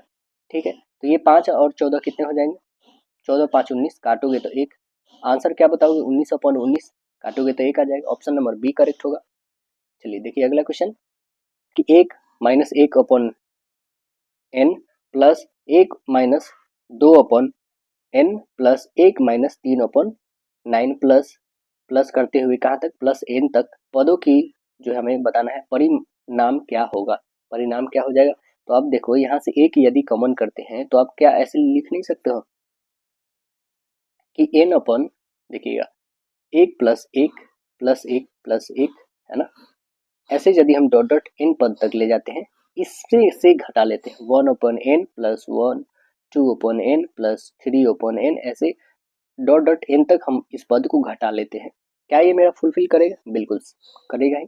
तो आप देखेंगे यहाँ से नेक्स्ट सॉल्व करेंगे तो n माइनस यहाँ पे 1/n plus 2/n plus 3/n, ऐसे डॉट डॉट हम जा रहे हैं कितना n/n तक, मतलब काटेंगे तो फिर से 1 आएगा हमारा यहाँ, कहने का मतलब। अब देखेंगे क्या कि n माइनस 1/n को हम कॉमन करते हैं तो हमारे पास 1 प्लस 2 प्लस 3 प्लस 4 ऐसे ऐसे n तक जाती है। ठीक, अब देखेंगे इसे आप ले लोगे कॉमन तो कितने बच जाएंगे, 1 प्लस 2 प्लस 3 ऐसे जो हमारे जा रहे हैं वो क्या थे हमारे, तो वो थे हमारा n माइनस 1/n तो रहेंगे ही, और इधर बन जाएंगे n/2 और 1 प्लस n, होगा इतना। ठीक है, नेक्स्ट आप इसे आगे सॉल्व करेंगे तो आ जाएगा n माइनस 1/2, ये हो जाएगा n प्लस 1 होगा। जस्ट इसका एलसीएम ले लोगे तो कितने हो जाएंगे 2n माइनस 1 अपॉन 2, तो यानी 2 में से एक घटा लोगे तो एक बच जाएगा, सीधे यहाँ पे लिखोगे तो n minus 1 upon 2। Answer number कौन सा दिख रही है आपको, तो ऑप्शन नंबर आप बता दोगे, ऑप्शन नंबर डी दिख रही है आपको, राइट आंसर डी। देखिए अगला क्वेश्चन कह रहा है यदि x का वैल्यू दिया है तो x माइनस 1 अपॉन x का मान हमें बताना है। कि क्या मेरा x का वैल्यू दिया है तो क्या इसका हम लोग 1 अपॉन x का वैल्यू बता सकते हैं, बिल्कुल। इसका आप रेशनलाइज कर लोगे तो ये माइनस है तो प्लस में आ जाएगा, इसका वैल्यू हो जाएगा 2 और प्लस रूट 3, है ना। रेशनलाइज कर लोगे तो अब देखिए इसका वैल्यू दे रखा है 1 अपॉन x का वैल्यू और x की वैल्यू भी दिया रखा है, ठीक है। तो यहाँ पे रखेंगे हम लोग x की वैल्यू 2 माइनस रूट 3 और माइनस है, यहाँ पे रखोगे 2 और प्लस रूट 3, है ना इतना। चलिए इसे सॉल्व करते हैं, 2 माइनस रूट 3 और ये माइनस माइनस करोगे तो minus 2 minus plus minus root 3। अब देखेंगे कि प्लस और माइनस कैंसिल हो गया, माइनस माइनस प्लस हो जाएगा यानी माइनस 2 रूट 3। ऑप्शन नंबर क्या बन जाएगा, राइट आंसर बी बनेगा आपका। देखिए अगला, दिए गए विकल्पों में से असंगत हमें चुनना है, कौन कौन सा है, बताइए इसमें सबसे अलग कौन है, तो बता देंगे कथानक, है ना, संवाद और पटकथा और अभिनेता, यहाँ पे सबका रोल कौन करने वाले हैं, ऑप्शन नंबर डी। तो राइट आंसर इसलिए सबसे अलग होगा डी ऑप्शन। देखिए 3 यातायात तो सिग्नल क्या है 48, 72 और 108 सेकंड के अंतराल पे बोलते हैं, जो 8:20 पे एक बार एक साथ बदलना शुरू होते हैं, तो वो फिर एक साथ कितने बजे बदलेंगे। तो इस सभी का 48, 72, 108 का क्या कर लोगे आप, एलसीएम निकालोगे, ठीक है। तो यहाँ पे निकाल लो 48, 72, 108, 48, 72 और 108 का एलसीएम निकालोगे 12 से, 12 4 जा 12 6 जा 12 9 जा, ठीक है। फिर आप 3 से निकाल लो जगह, यहाँ पे 2 से निकाल सकते हो, यहाँ पे 2 से 2 1 जा 2 3 जा और ये तो 9 की 9 रह जाएगी, यानी 3 से आप कर सकते हो 2 की 2, 3 1 जा और 3 3 जा, तो कितने हो जाएंगे 3 2 जा 6 और यहाँ पे भी 6, यानी कितने हो जाएंगे 36 और 12 पे मल्टीपल कर दो, जो आएंगे वो आपका एलसीएम बनेगा। तो आप करो, ये हो जाएंगे 2, ठीक है, और ये 36 और 7 कितने हो जाएंगे, 36 और 7 42 हो जाएंगे, 43 हो जाएंगे, तो कितने आ गए टोटल आपके 432 आ गए, 432। अब इसे ये सेकंड में हमारा, है ना, क्योंकि ये सभी सेकंड में है तो सेकंड में आ गया इतना, हमें मिनट में बदल के इसे देख लेने हैं कितना, 432, 432 को 432 को आप 60 से डिवाइड कर दोगे तो मिनट में आ जाएगा, इसे काट दो तो कितने आ जाएंगे आपके पास 7 मिनट 12 सेकंड आ जाएगा, 7 मिनट 12 सेकंड, तो इसमें जोड़ दो 7 मिनट और तो 27 और 12 का 12, ऑप्शन नंबर एक ही दिख रहा है, वो है ऑप्शन नंबर बी आपका करेक्ट आंसर। चलिए नेक्स्ट देखिए और बताइए, ये नेक्स्ट क्वेश्चन कह रहा है क्या इसमें हमें बताना है क्या कि आगे आने वाली कौन इसमें फुलफिल करेगा, चलिए इसे बताते हैं और कौन इसमें फुलफिल कर रहा है, देखिएगा। तो यहाँ पे हम लोग बांटते हैं दोस्तों ऐसे, ठीक है, और ये 3 टाइम्स हम बांटते हैं सभी में 3 3, यहाँ पे आ गया हमारे पास लास्ट में, ठीक है, लास्ट यहाँ पे कितने आ गए टोटल सी इतना आ गया, ओके। अब जस्ट इसे हमें बांटेंगे वैसा कंडीशंस जो यहाँ पे पूरे फुलफिल करेंगे, फिर यहाँ पे वैसा कंडीशन। अब देखेंगे क्या यहाँ पे जो भी हमारे पास आया है, ठीक है ना, जो अब देखेंगे कि ये बी भी है तो ये पूरे सी सी फुलफिल कर रहा है। यहाँ पे आप देखेंगे तो ये 2 था, यहाँ पे 3, ओके ना। यहाँ पे हमारे पास सी टोटल कितने थे 4 थे सी, ओके ना। तो हमारे पास स्टार्टिंग वाले में भी 4 होनी चाहिए, मतलब कि ये हमारा गलत है जो हम लोग ने बांटा है, ओके ना। तो 4 सी के लिए हमें कितना चाहिए, एक यहाँ पे और एक यहाँ पे भी, मतलब 2 सी चाहिए स्टार्टिंग में, तो 2 सी किस में है, तो ऑप्शन नंबर एक ही दिख रहा है, वो ऑप्शन नंबर कौन सा है, राइट आंसर ऑप्शन सी है आपका। है ये 2020 का है दोस्तों, है ना, तो अब 24 25 आने वाला है दोस्तों, 5 साल की बात है, तो अब जरूर चेंजेस आ गए हैं। कह रहा है कि किस शहर में मेट्रो रेलवे प्रणाली अभी तक प्रचलित नहीं है, ठीक है।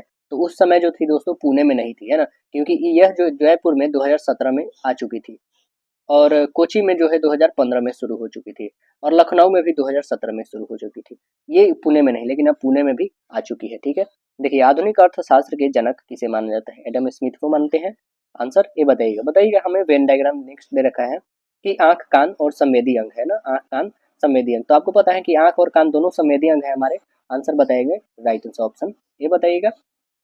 अगला बताइएगा, कह रहा है कि मिनी माता जो है कन्वेंशन को किस भारी धातु के उत्सर्जन पर ध्यान दिलाने के लिए 2013 में जापान में आयोजन किया गया था, तो आंसर क्या बताइएगा। आंसर आपका बताएंगे राइट आंसर ऑप्शन ए 12। देखिएगा कह रहा है कि पेनिसिलिन की खोज किसने किया था, पेनिसिलिन का खोज किसने किया बताइएगा, तो आंसर क्या बताएंगे, पेनिसिलिन का खोज जो है Alexander Fleming, right answer option C बताएंगे, अलेक्जेंडर फ्लेमिंग किए थे।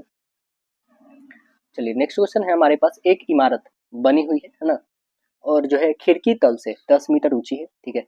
खिड़की तल से P का अवनमन कोण 30 डिग्री है। बिंदु P से इमारत के शीर्ष का उन्नयन कोण 60 डिग्री है। तो इमारत की ऊंचाई हमें बतानी है कि कितनी हो जाएगी। आइए इमारत की ऊंचाई देख लेते हैं कितनी हो जाएगी। अब देखेंगे कि ये जो है हमारी, ठीक है ना, ये हमारी क्या है, खिड़की तक के ऊंचाई ये 10, ठीक है। लेकिन खिड़की से ऊपर भी है, इमारत तो बड़ी है, ठीक है। यहाँ से इसका क्या है, अवनमन कोण कितना डिग्री का है तो आप बता दोगे, और यहाँ से भी इसकी कोण है। तो ये कोण जो है आपके, ये टोटल कितने हैं दोस्तों, टोटल जो है आपके 60 डिग्री के, टोटल कितना के है 60 डिग्री, और ये छोटा वाला ये 30 डिग्री का है, ठीक है।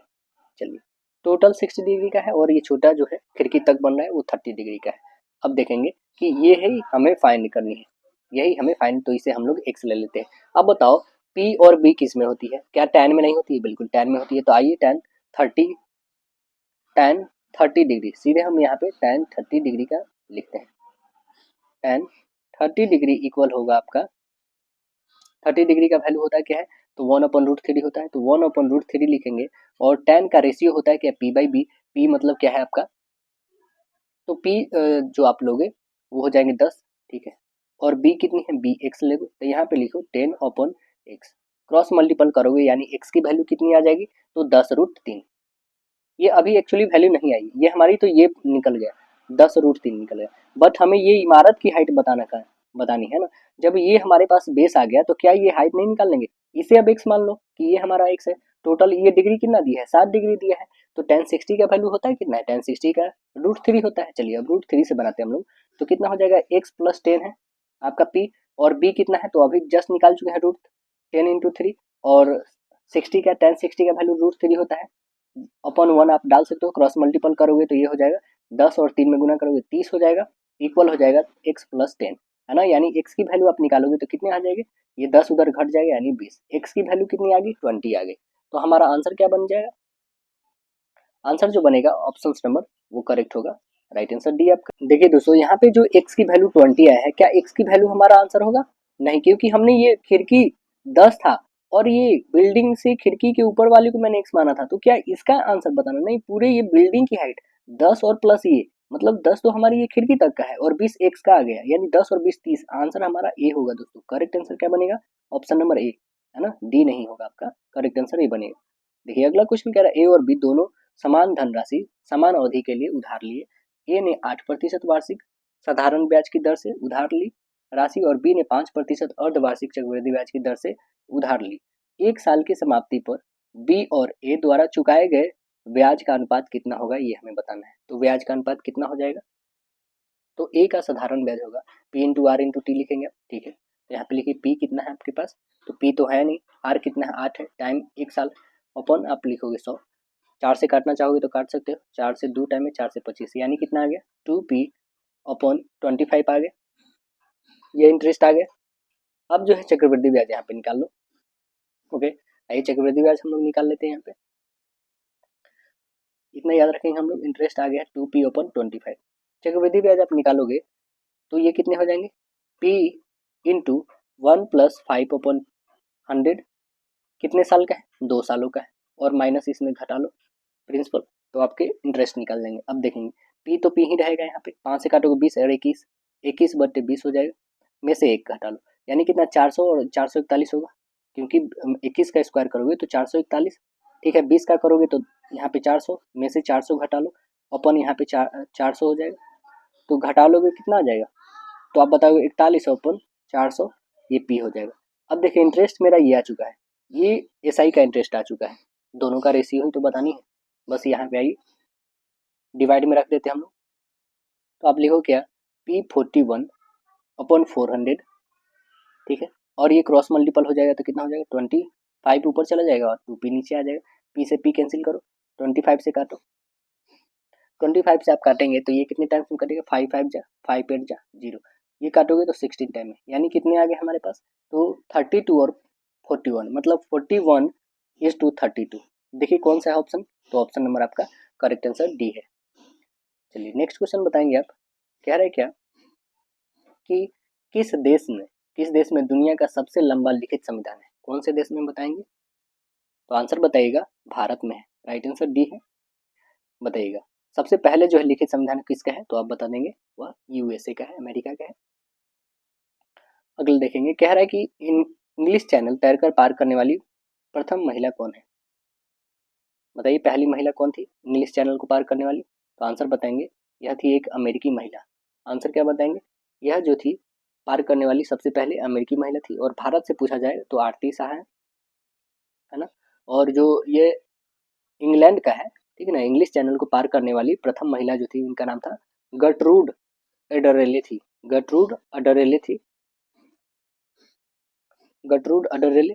अब बताएंगे नेक्स्ट, शेर, बिल्ली, भेड़िया किससे संबंधित है बताइए, तो भेड़िया बता दोगे कुत्ता से, आंसर डी बनेगा। अब बताइए यहाँ से 7 से जो है 342 हो गया, फिर 9 से यहाँ पे 728 हो गया, तो यहाँ पे क्या होना चाहिए, जो 2196 हुआ है तो कितना होना चाहिए, देखिए ये 7 का क्यूब करोगे तो 343 में से एक घटा लो। ओके, ये 9 का क्यूब करोगे तो में से एक घटा लो तो 728, 729 होता है। ये किसका क्यूब में से एक घटाया गया है, तो आप लिखो 2197। ये 2197 किसका होना चाहिए, लास्ट में 7, मतलब 3 3 और 9 27। क्या बिल्कुल ऐसा नहीं है, 9 से आप करोगे तो 81 और 9, तो ये तो आने वाले हैं नहीं क्यूब। ओके, ये 11 से करके देखो तो 121, और 11 से करोगे तो ये भी नहीं आएंगे, 5 से करोगे तो ये भी नहीं आएंगे, मतलब 3 का तो बिल्कुल करेक्ट आ ही रहा है। 3 को 3 टाइम यदि मल्टीपल करो, 13 है सपोज करते हैं, 13 तो है यहाँ पे, 3 लास्ट में है ना, तो 3 3 और 9 13 27 यानी 7 तो आ रहा है, यानी ऑप्शन नंबर हमारा क्या बन जाएगा, ऑप्शन नंबर ए। देखिए निम्नलिखित में से कौन सी घटना जो है 1757 की प्लासी की लड़ाई अंग्रेज की जीत के बाद घटी थी, कौन सी लड़ाई थी, तो आंसर बताएंगे ब्रिटिश ईस्ट इंडिया कंपनी के व्यापार का विस्तार हुआ था, आंसर सी बताइएगा। नेक्स्ट क्वेश्चन देखेंगे, कह रहा है कि ओ केंद्र वाले वृत्त के बाहर स्थित एक बिंदु P से खींची गई स्पर्श रेखा PT वृत्त की बिंदु Q पर स्पर्श करती है। यदि PQ कितना है, 30 सेंटीमीटर है, और वृत्त का व्यास जो है 32 सेंटीमीटर है, तो OP की लंबाई कितनी होगी, OP की लंबाई कितनी हो जाएगी, आइए इसे सोल्व करके देख लेते हैं। यहाँ पे तो ये एक हमारी सर्कल है, ओके, यहाँ से एक P पॉइंट है हमारा जो बाहर है, ये AB दे रखा है, ओके, AB, ये सेंटर है हमारा O। अब देखेंगे ये Q टेंजेंट है हमारा, ओके ना, चलिए P हमने यहाँ पे मान लिया कि यहाँ ये Q इससे टच हो रहा है, ओके। यहाँ पे जो भी एंगल बनेगा ये कितना का बनेगा, 90 डिग्री का बनता है, ये पता है। देखिए ये टोटल 32 दे रखा है हमारा, ये टोटल व्यास 32 है, तो ये कितना हो जाएगा, 16 हो जाएगा, ठीक है, ये तो 16 हो गया। अब देखिएगा कि इन ट्रायंगल ओ पी क्यू में देखेंगे तो ये हमारा राइट एंगल है, ओके ना, ये परपेंडिकुलर है, ये हाइपोटेनस है, ये हमारा बेस है। आइए इसे हम लोग ओपी को निकालते हैं। ओपी जो है हमारा ये टोटल वाला, ओपी को यदि फाइंड करना चाहते हैं दोस्तों, तो ओपी के लिए क्या लिखेंगे, पी क्यू का होल स्क्वायर है ना, और प्लस ओ क्यू का होल स्क्वायर लिखेंगे ना, ओपी का होल स्क्वायर और ओ क्यू का होल स्क्वायर। चलिए लिखते हैं हम, पी क्यू कितना है तो 30 है, 30 का होल स्क्वायर, प्लस ये कितना है तो 16 का होल स्क्वायर, तो कितने हो जाएंगे 900, और ये करोगे तो 256, दोनों को ऐड करोगे 1156 आ जाएगा। 1156 का आप निकालोगे, ये कितना का आता है, 34 का आता है, मीन्स आप देख लोगे कि ये टोटल कितने आ गया हमारा, 34 आ गया, ओके। तो आंसर क्या बता दोगे, यही तो हमें बतानी थी, ऑप्शन नंबर कौन सी बन जाएगी, right answer option B correct हो जाएगा आपका। चलिए नेक्स्ट क्वेश्चन देखते हैं, क्या कि एक पानी की टंकी जो है 3 सेंटीमीटर मोटी एल्यूमिनियम की चादर से बनी है। टंकी जो है ऊपर से खुली हुई है, इसका बाह्य विमाएँ जो है 1.36 मीटर, और दूसरा क्या है 1.06 मीटर की ऊंचाई कितनी है, 8.3 मीटर है। तो 50 पैसे प्रति 100 वर्ग मीटर की दर से टंकी की आंतरिक सतह को पेंट करने पे कितना लागत आएगी, ये हमें बतानी है। देखिए कितनी लागत आएगी, पहले तो हम निकाल लेंगे क्या, टंकी की आंतरिक लंबाई, तो कितना है 1.6 मीटर, में से आप घटा लोगे 2 गुने 3 है ना, तो कितना आप लिखोगे 136 सेंटीमीटर है ना, मीटर में है तो ये 36 और ये 6 घटा लो, यानी कितना आ जाएगा 130 सेंटीमीटर आ गया, ठीक, 130 सेंटीमीटर हमारा क्या आ गया, तो बता दोगे एल। जब एल हमारे पास आ गए हैं, मीटर में आप करना चाहो तो 1.3 मीटर बोल सकते हो, ठीक है। अब जो हमारे पास एल आ गए हैं, तो टंकी की चौड़ाई निकाल लो, 1.3 ये हमारा एल आ चुका है। अब ब्रेथ निकाल लो यहाँ पे, तो ब्रेथ हमारे कितने आ जाएंगे, ब्रेथ आप फाइंड करना चाहोगे तो 1.06 है, ठीक है, इसमें से घटाओगे 0.06, तो कितने आ जाएंगे आपके पास, 1 मीटर। अब ब्रेथ भी हमारे पास आ चुके हैं 1 मीटर, ओके। अब हाइट को फाइंड कर लो, हाइट आप फाइंड करोगे तो कितना 8.3 मीटर, में से घटाओगे 0.03, है ना। तो कितने आ जाएंगे पास 8.27 मीटर। ठीक है, हाइट भी हमारे आ चुके हैं, एल बी एच आ गया। तो कुल पृष्ठ क्षेत्रफल हम लोग निकाल सकते हैं। ठीक है, L B plus 2 into L plus B into H होती है फॉर्मूला, बस इसी पे रखना है, ये रखते हैं हम लोग। तो 2 इंटू, पहले तो एल बी रखेंगे हम यहाँ पे, एल बी सीधे एल बी का हम लोग लिखते हैं, एल कितनी है हमारी, बी कितनी है, 1.3 into 1 L B plus 2 into L 1.3 और प्लस बी और इंटू एच 8.27, बस इसे कैलकुलेट करिए तो कितना हो जाएगा 1.3 प्लस हो जाएगा ये 2 इंटू 2.3 इंटू 8.27 होगा ना। इसे सॉल्व करेंगे तो कितना आ जाएगा 39.342 आ जाएगा। ठीक है, 39.342 आ गया मीटर स्क्वायर, ये हमारा आ गया। अब हमें बताना है कुल खर्च कितना होगा, इसी पे ना कुल खर्च होगा 39.342 मीटर स्क्वायर लगाने के लिए ही तो 50 पैसे पर है, यानी 100 से डिवीजन कर दो 2, इसे 2 से डिवाइड करो, कितने हो जाएंगे। तो आप खुद देखो कि ये लगभग 40 के करीब है, तो लगभग मतलब 20 के करीब आना चाहिए। तो आंसर क्या बता दोगे, option number right answer B D होगा। देखिए नेक्स्ट क्वेश्चन क्या रहा है कि एक समकोण त्रिभुज जो है ए बी सी और इसका कर्म जो है सी है, तो त्रिज्या आर वाले एक वृत्त त्रिभुज की 3 भुजाओं को स्पर्श करता है, तो हमें वृत्त की त्रिज्या बतानी है कि क्या हो जाएगी। तो वृत्त की त्रिज्या क्या हो जाएगी यहाँ पे पहले तो एक समकोण त्रिभुज को ड्रॉ करेंगे जो ऐसे रहेगा हमारा। ठीक है, ये समकोण त्रिभुज हो गया। इसमें बताया क्या जा रहा है कि तीनों भुजाओं को स्पर्श करती है। ठीक है, तो वैसा हमको एक सर्कल बनाना है जो तीनों भुजाओं को टच करती है। यहाँ से दे रखा है कर्ण जो है हमारा सी है, उसके बाद इसका बी नाम है, इसका ए नाम मैंने रख दिया। ये टोटल मेजर करा गया है ए बी और सी से। हमें फाइंड करना है कि इससे मतलब यहाँ तक की डिस्टेंस क्या होगी, या फिर ये बोल सकते हो या फिर ये बोल सकते हो, तीनों में से कोई भी एक फाइंड करना है। तो अब देखेंगे यहाँ पे फाइंड करने के लिए हम पहले कॉर करेंगे क्या कि ए, ये जो टोटल मेरी ए है, ओके, और प्लस बी, इस दोनों को जो ऐड करेंगे वो सी में से घटाएंगे तभी तो उसके इक्वल होंगे। तो देखेंगे पहले क्या हम यहाँ पे नाम रखते ए, इसका नाम बी, इसका नाम सी। अब रखेंगे यहाँ पे ए प्लस बी और प्लस होगा बी प्लस सी, में से घटा दोगे ए सी। ठीक है, तो रखो ये जो हमारा ए बी है, क्या हम यहाँ पे एम इसका नाम रखते हैं, इसका एन नाम रखते हैं, okay? और इसका यहाँ पे पी नाम रखते हैं। ठीक है, ये टोटल सी है, इसका वैल्यू याद रखेंगे। अब देखेंगे यहाँ पे जो टेंजेंट टच कर रही थी इसलिए हमने इसका पी वैल्यू नाम रखा है।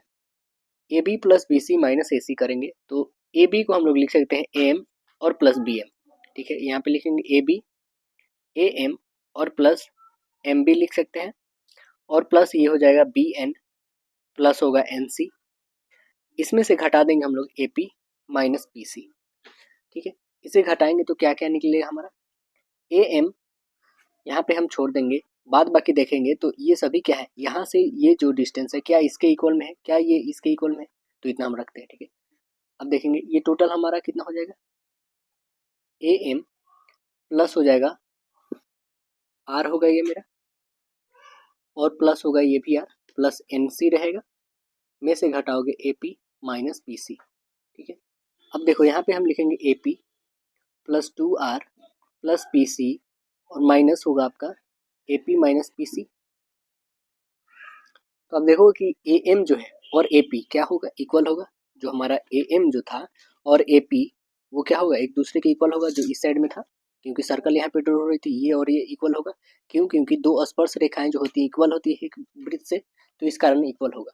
तो इससे कारण हम कह सकते हैं क्या कि ए जो हमारा ए का ये जो नाम था ए बी, यानी इसका नाम ए रखे थे हम लोग ने, प्लस बी और माइनस सी इक्वल क्या होगा 2r। तो यहाँ पे आप लिख सकोगे क्या कि r equal half of A plus B और माइनस सी लिखोगे, है ना।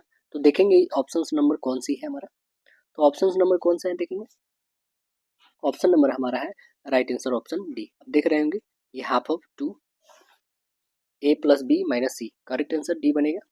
देखिए क्या कह रहा है इसमें, अस्थानिक प्रजातियां पौधे और पशुओं की वे प्रजातियां हैं जो डैश हैं, वो क्या है बताएंगे।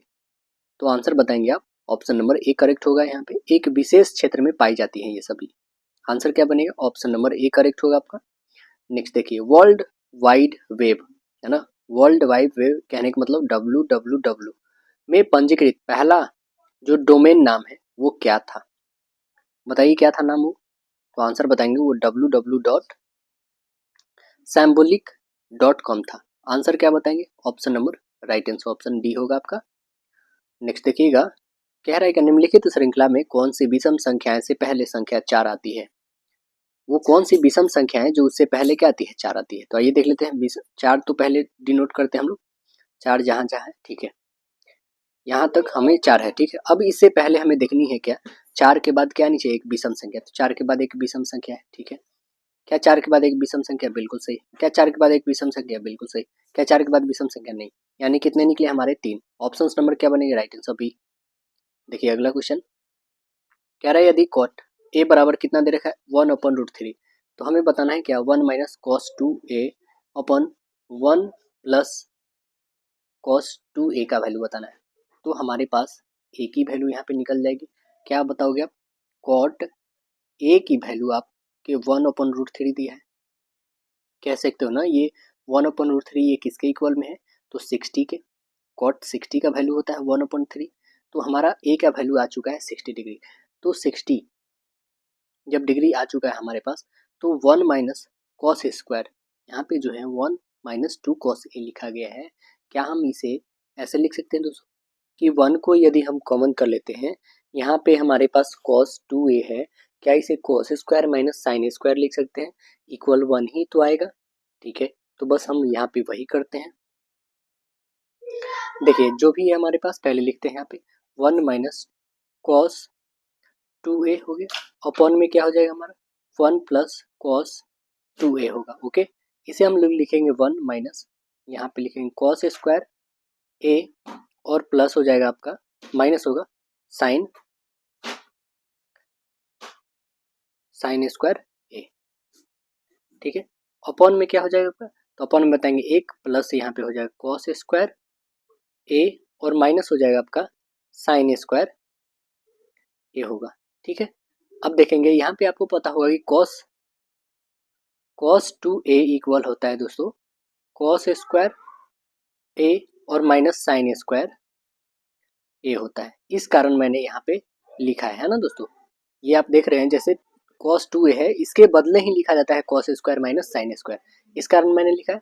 तो अब देखो जब यहाँ पे cos a की वैल्यू 60 साइन a की वैल्यू 60 है ना, सभी स्क्वायर में है, तो यहाँ पे हमको पता है, चलिए इससे ही बस यहाँ पे रखना है आपको। ये आपको रूल याद होनी चाहिए, cos 2a बराबर होता है cos square plus minus sine square, ठीक है। तो देखिए यहाँ पे हम वैल्यू रखेंगे तो क्या हो जाएगा 1 minus cos square 60 degree minus sine square 60 degree, ठीक है। अपॉन में क्या हो जाएगा? तो आप बताओगे 1 प्लस कॉस स्क्वायर 60 डिग्री और माइनस साइन स्क्वायर 60 डिग्री, ठीक है। अब इसे सॉल्व करते हैं तो कितना हो जाएगा 1 माइनस 1/2 का होल स्क्वायर और माइनस हो जाएगा √3/2 का होल स्क्वायर, ओके। अपॉन में आप लिखोगे कि 1 प्लस 1/2 का होल स्क्वायर और माइनस हो जाएगा √3/2 का होल स्क्वायर, ठीक है। इसे सॉल्व करते हैं दोस्तों। तो आपको पता है 1/2 का 4 लिखेंगे और √3 है तो √3 और √3 गुना करोगे आप, √3 और √3 गुना तो कितना आ जाएगी 3 आ जाएगी। तो इसका वैल्यू 3 ऊपर वाले का और नीचे कितना हो जाएंगे 4। सेम यहाँ पे भी नीचे भी वही करेंगे। चलिए इसे सॉल्व करते हैं हम लोग आगे। तो आप सॉल्व करोगे आगे तो 1 माइनस 1/4 और प्लस 3/4 आएंगे, ठीक है। देखिए नीचे क्या आ जाएगा हमारा 1 तो रहेगा प्लस 1 का होल स्क्वायर 1 रहेगा, 2 का होल स्क्वायर 4 होगा, माइनस √3 का स्क्वायर करोगे 3 और 2 का स्क्वायर करोगे 4। अब देखिए आगे इसे सॉल्व करिए तो इसका एलसीएम ले लेंगे तो 4 हो जाएगा, ऊपर वाले के पहले 4, यहाँ पे हो जाएगा 4 माइनस 1 और ये हो जाएगा प्लस 3 अपॉन मेन बट्टा आप इसका भी एलसीएम 4 होगा। देखिए इसमें क्या क्या बचेगा तो 1 प्लस 1 माइनस 3 होगा, ठीक है। अब इसे सॉल्व करते हैं तो कितना है 4 3 7 में से 1 घटाओगे तो 6 और बट्टे 4 होगा, ठीक है। और मेन बट्टा इसमें घटा दो 1 और 1 2 में से ये घटा दोगे तो कितने बन जाएंगे, ये बन जाएगा 1/, आपके पास 4। चलिए इसे आप डिवाइड कर दोगे तो कितने आ जाएंगे, ये आ जाएंगे आपके पास 3/2 अपॉन 1/2 आएगा, ठीक है। 2 से 2 कैंसिल यानी बच क्या गया बस 3।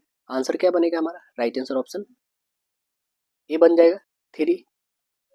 देखिए अगला कह रहा है कि ट्रम्प प्रशासन ने अमेरिकी सरकार एजेंसियों में किस चीनी प्रौद्योगिकी कंपनी के साथ व्यापार करने पर रोक लगा दी है? तो वो कौन सी चीनी कंपनी है बताइएगा जिसपे जो है रोक लगा दी है ट्रम्प ने? तो आंसर क्या बता देंगे, ऑप्शन नंबर बी है वो, हुआ ही है ना। करेक्ट आंसर बताएंगे ऑप्शन नंबर बी करेक्ट। देखिए अगला क्वेश्चन क्या है इसमें कि एक व्यक्ति की ओर इशारा करते हुए विवेक ने कहा, उनका इकलौता भाई मेरे पुत्री के पिता का पिता है। तो उस व्यक्ति से विवेक का क्या संबंध है। देखिए एक व्यक्ति की ओर इशारा करते हुए विवेक ने कहा, चलिए यहाँ पे विवेक को बनाते हैं, ठीक है। और एक व्यक्ति है, दूसरा कोई व्यक्ति हमें नहीं पता है, इसका नाम भी नहीं दे रखा। चलिए विवेक जो मेल है इसका प्लस एक व्यक्ति की ओर इशारा करते हुए, ठीक है, व्यक्ति की ओर इशारा करते हुए कहा उनका इकलौता भाई, है ना, मतलब इनका इकलौता जो भाई है, ठीक है, मेरी पुत्री मीन्स इसकी पुत्री के पिता का पिता, है ना, तो मीन्स समझ रहे हैं ना, ये इनका जो भाई है ना, ये कौन है, ये जो आदमी का भाई इसके पिताजी हैं, है ना, इसके विवेक के पिताजी हैं। तो व्यक्ति का विवेक से क्या संबंध है, तो व्यक्ति का विवेक से क्या संबंध है, तो चाचा लगेंगे उसके, यानी आंसर क्या बनेगा, option number right answer C होगा। क्यों, क्योंकि पिताजी के ये भाई ही तो है। अगला क्वेश्चन देखेंगे, भारतीय नाभिकीय कार्यक्रम इंडियन न्यूक्लियर प्रोग्राम का जनक किसे माना जाता है, किसे माना जाता है, तो आंसर बताएंगे डॉक्टर होमी भाभा जी को माना जाता है। आंसर ये बताएंगे डॉक्टर होमी भाभा। अब देखिए नेक्स्ट क्वेश्चन कह रहा है कि 3 आदमी और 3 लड़के मिलकर किसी काम को 10 दिनों में पूरा करते हैं। जब एक आदमी एक स्थान पर एक लड़के को काम पर रखा जाता है तो उस कार्य को 12 दिन में पूरा कर जाता है। 2 आदमी और 2 लड़के मिलकर इसी कार्य को कितने दिनों में पूरा करेंगे। तो आइए यहाँ पे हम लोग बना के देखते हैं कितने दिनों में पूरा कर लेंगे। पहले तो 3 आदमी और 3 लड़के 10 दिनों में करते हैं, ठीक है, मतलब आप कह सकते हो कि एक आदमी और प्लस एक लड़के, यहाँ पे आप लिखो एक मैन और प्लस एक बच्चा, कितने काम, तो 10 काम को 3 दिनों में, यानी कितने हो जाएंगे 30 दिनों में ये लोग कंप्लीट करेंगे, है ना। अब देखेंगे कह रहा है कि 2 लड़का, जब 2 आदमी हो, ठीक है, और 2 लड़के हो तब इसे काम को कितने में करेंगे, तो आप बताओगे 10 गुने 3 ओपन 2 हो जाएगा, काटो इसे 5, यानी कितना हो जाएगा 15 दिनों में कर लेंगे। तो आंसर हमें बताना होगा क्या होगा, ऑप्शन नंबर डी बताइएगा 15 दिनों में। देखिए अगला क्वेश्चन क्या है कि उस विकल्प का चयन करना है जो तीसरे से संबंधित है। जैसे दौड़ना ट्रैक पे, तो मुक्केबाजी किस पे होती है, तो मुक्केबाजी होती है रिंग में। आंसर बताएंगे राइट आंसर सी। देखिए ये डेसिमल का मतलब डेसिमल नहीं समझिए दोस्तों, यहाँ पे डेसिमल का मतलब क्या है, तो आइए देख लेते हैं। यहाँ पे डेसिमल का मतलब है ना कि इसका गुणा, डेसिमल का मतलब यहाँ पे क्या है दोस्तों, तो इसका गुणा है इसका पहले वर्ड में, कि 1/2 × 3 तो लिखेंगे ही, और कॉमन कर लेंगे 1 + 1/4 होगा, प्लस 1/10 होगा, प्लस 1/20। ओके, ये हमारा हुआ। अब देखेंगे आगे सॉल्व करेंगे तो 1/6 होगा, इसे सॉल्व करेंगे तो ये 20 + 5 + 2 + 1, क्योंकि एलसीएम हमने 20 लिया है इस कारण हुआ है।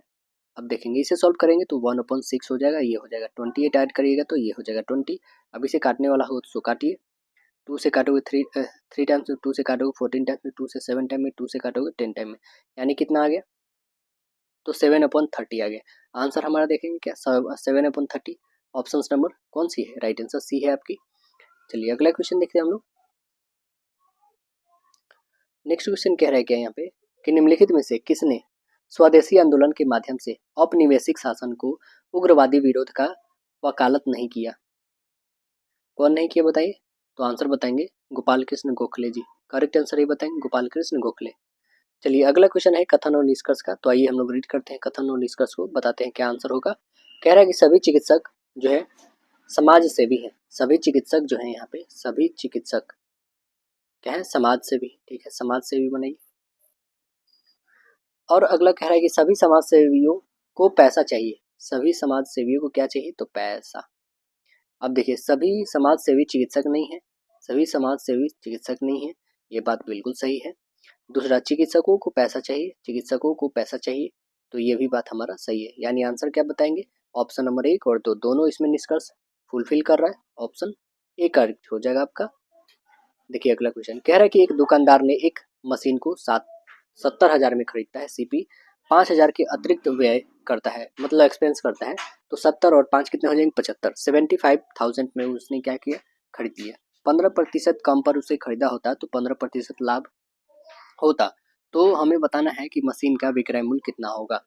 तो ये मशीन का हम लोग सेलिंग प्राइस जब फाइंड करेंगे तो कितने हो जाएंगे, देखो पहले तो ये हमारे कितने हो जाएंगे, 15% क्या कर रहा है, कम कर रहा है, किस पे, तो 70,000 पे ही ना।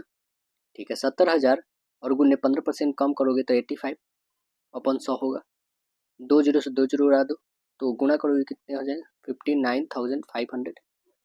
ये मेरा आ गया क्या, तो ये क्रयमूल्य आ गया। ठीक है, कब, जब 15% कम में इसका बेचा जाता है। तो कुल हमारा जो क्रयमूल्य हो जाएगा वो कितना हो जाएगा, 59,500 और प्लस में 5,000 अतिरिक्त जो व्यय लगता है वो इंक्लूड कर दो तो हो जाए कितने, 64,500 हो जाएंगे। ठीक है, ये हमारा क्या नया क्रयमूल्य आ गया। जब क्रयमूल्य हमारे पास दे रखा है 64,000, 15% लाभ के लिए बोल रहा है, तो इसी पे ना लाभ कमाएगा 64,000 पे। तो लाभ कमा दो 115 और बट्टे 100 लिख दो, तो हमारा सेलिंग प्राइस निकल जाएगा यहाँ पे। अब इसे एसपी बना लो, मतलब एसपी निकालना हमें, 2 जीरो से 2 जीरो काटो, 115 में 6 से 45 से गुना करो, 74,175 आ जाएगा। ऑप्शन नंबर क्या बनेगा, 74,175 राइट आंसर ऑप्शन सी बनेगा।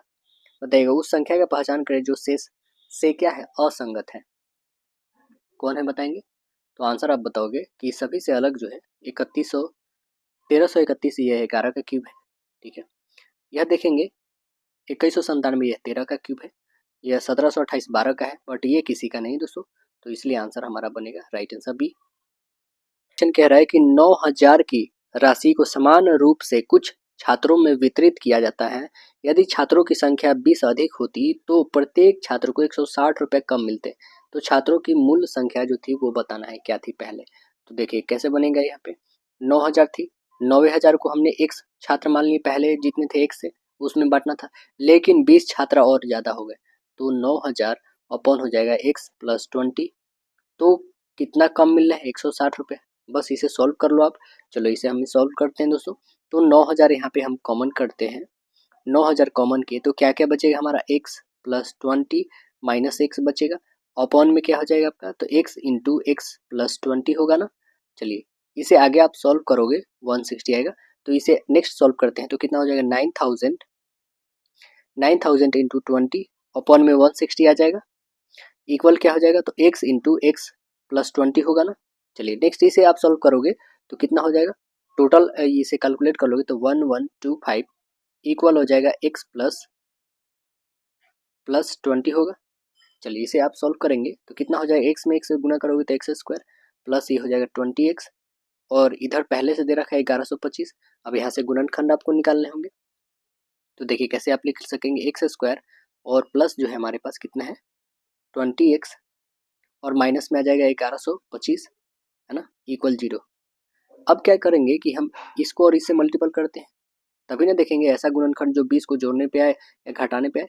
तो देखिए क्या इसे ऐसे लिख सकते हैं, एक्स स्क्वायर प्लस 45x और माइनस 25, 45 में से 25 घटाओ 20 आ जाएगा, 45 25 में गुना करेंगे 1125 आ जाएगा, माइनस 1125 इक्वल 0। यहाँ इसमें कॉमन करिए तो क्या कॉमन होगा, इसमें x होगा, यानी x प्लस 45 लिखोगे। ठीक है, इसमें माइनस कॉमन करोगे 25, तो इसमें आ जाएगा x प्लस 45 इक्वल 0। यानी आपके पास क्या क्या आएगा, एक x प्लस 45, एक आया x प्लस 45 इक्वल 0, और दूसरा जो है हमारे पास क्या है, तो x माइनस 25 इक्वल 0। अब देखेंगे यहाँ से निकालोगे तो ये माइनस में 45 आएगा, ये जो आएगा हमारे पास माइनस में 45 आया, और यहाँ से x की वैल्यू निकालोगे तो 25 प्लस में। तो अब बताओ क्या माइनस वाला लिया जाता है, नहीं, तो बिल्कुल पॉजिटिव वाला लेते हैं हम लोग। तो कितना आया, x की वैल्यू हमारा 25 आया। मतलब कि आप बता दोगे क्या कि छात्रों की जो कुल संख्या थी वो कितनी थी, 25 थी। आंसर बता दोगे, राइट आंसर ऑप्शन बी। देखिए निम्नलिखित में से किसे भारतीय स्वतंत्रता के पहले युद्ध के तौर पर जाना जाता था, किसे जाना जाता था बताइए। तो आंसर बताएंगे यह 1757 का विद्रोह, राइट आंसर ऑप्शन बी बताइएगा, 1757 का विद्रोह। तो बताइए कि दिल्ली से कौन विद्रोह किया था, दिल्ली से कौन किया था दोस्तों। तो आप बता देंगे 1757 के नायक थे बख्त खां थे, और आरा से तो बाबू वीर कुंवर सिंह जी थे, और कानपुर से कौन थे, तो नाना साहब, असम से कौन थे, तो मनीराम दीवान थे, और लखनऊ से बेगम हजरत महल, और इलाहाबाद से लियाकत अली, और पटना से पीर अली थे। नेक्स्ट देखेंगे, हमें बताना है इसमें, पहचानना है और शेष इसमें कौन सबसे अलग है वो देखना है। आइए देख लेते हैं कौन सबसे अलग है।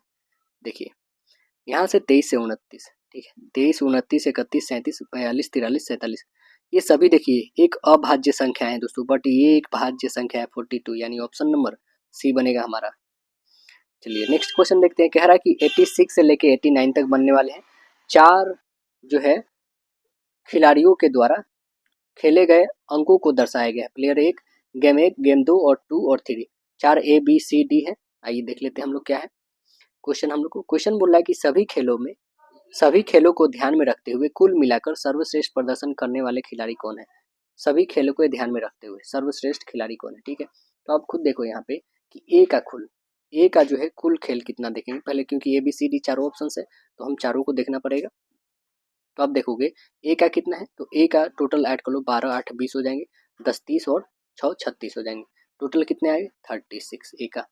बी का जोड़ लो कितना हो जाएगा, तो ये हो जाएगा आपके पास 18 हो जाएगा, टोटल होगा ना ये 814 4 18, ठीक है। यहाँ पे ऐड कर लोगे तो ये सी का कितना हो जाएगा, तो सी का टोटल आ जाएगा 26 आ गए। वैसे ही डी का ऐड कर लो तो टोटल कितने आ जाएंगे इसका 32 आ जाएगा। सभी का आ चुका है हमारे पास। बस यहाँ पे देखते हैं किसका सबसे एक्स्ट्रा है, तो सबसे ज़्यादा जो है ए का है, यानी हमसे क्वेश्चन पूछा क्या गया है, बताना है कि सबसे अच्छा प्रदर्शन करने वाला कौन है, तो जो सबसे ज़्यादा स्कोर रहेगा तो ये किसका रहा, ए का। ऑप्शन नंबर क्या बनेगा, राइट आंसर ऑप्शन सी। सभी खेलों को ध्यान में रखते हुए ए के द्वारा बनाए गए अंकों का औसत संख्या बताना है। अंकों का औसत कितना हो जाएगा, तो 4 टोटल प्लेयर बनाया कितना है ए ने 36, 4 से काटो यानी 9। ऑप्शन नंबर क्या बताओगे, राइट आंसर बी। देखिए कह रहा है क्या, सभी 4 खेलों को ध्यान में रखते हुए कुल मिलाकर सबसे खराब प्रदर्शन करने वाला, सबसे खराब कौन प्रदर्शन किया था, तो आपको पता है 18 किसका आया था, तो 18 बी का आया था। आंसर बताओगे, राइट आंसर ऑप्शन बी बताएंगे। सी और डी द्वारा बनाए गए औसत अंकों का अंतर हमें बताना है। सी और डी के द्वारा, सी कितना बनाया था दोस्तों, सी और डी के औसत अंक, सी बनाया था 26, तो 26 का आप 4 से डिवाइड कर दोगे, और डी ने बनाया था 32, 32 को आप जो है 4 से डिवाइड कर दो, ठीक है। और दोनों के बीच का डिफरेंस बता देना है, ठीक है। चलिए इसे डिवाइड करके हम लोग डिफरेंस निकाल लेते हैं, या फिर यहाँ से भी निकाल सकते हो, डिफरेंस बता सकते हो, है ना।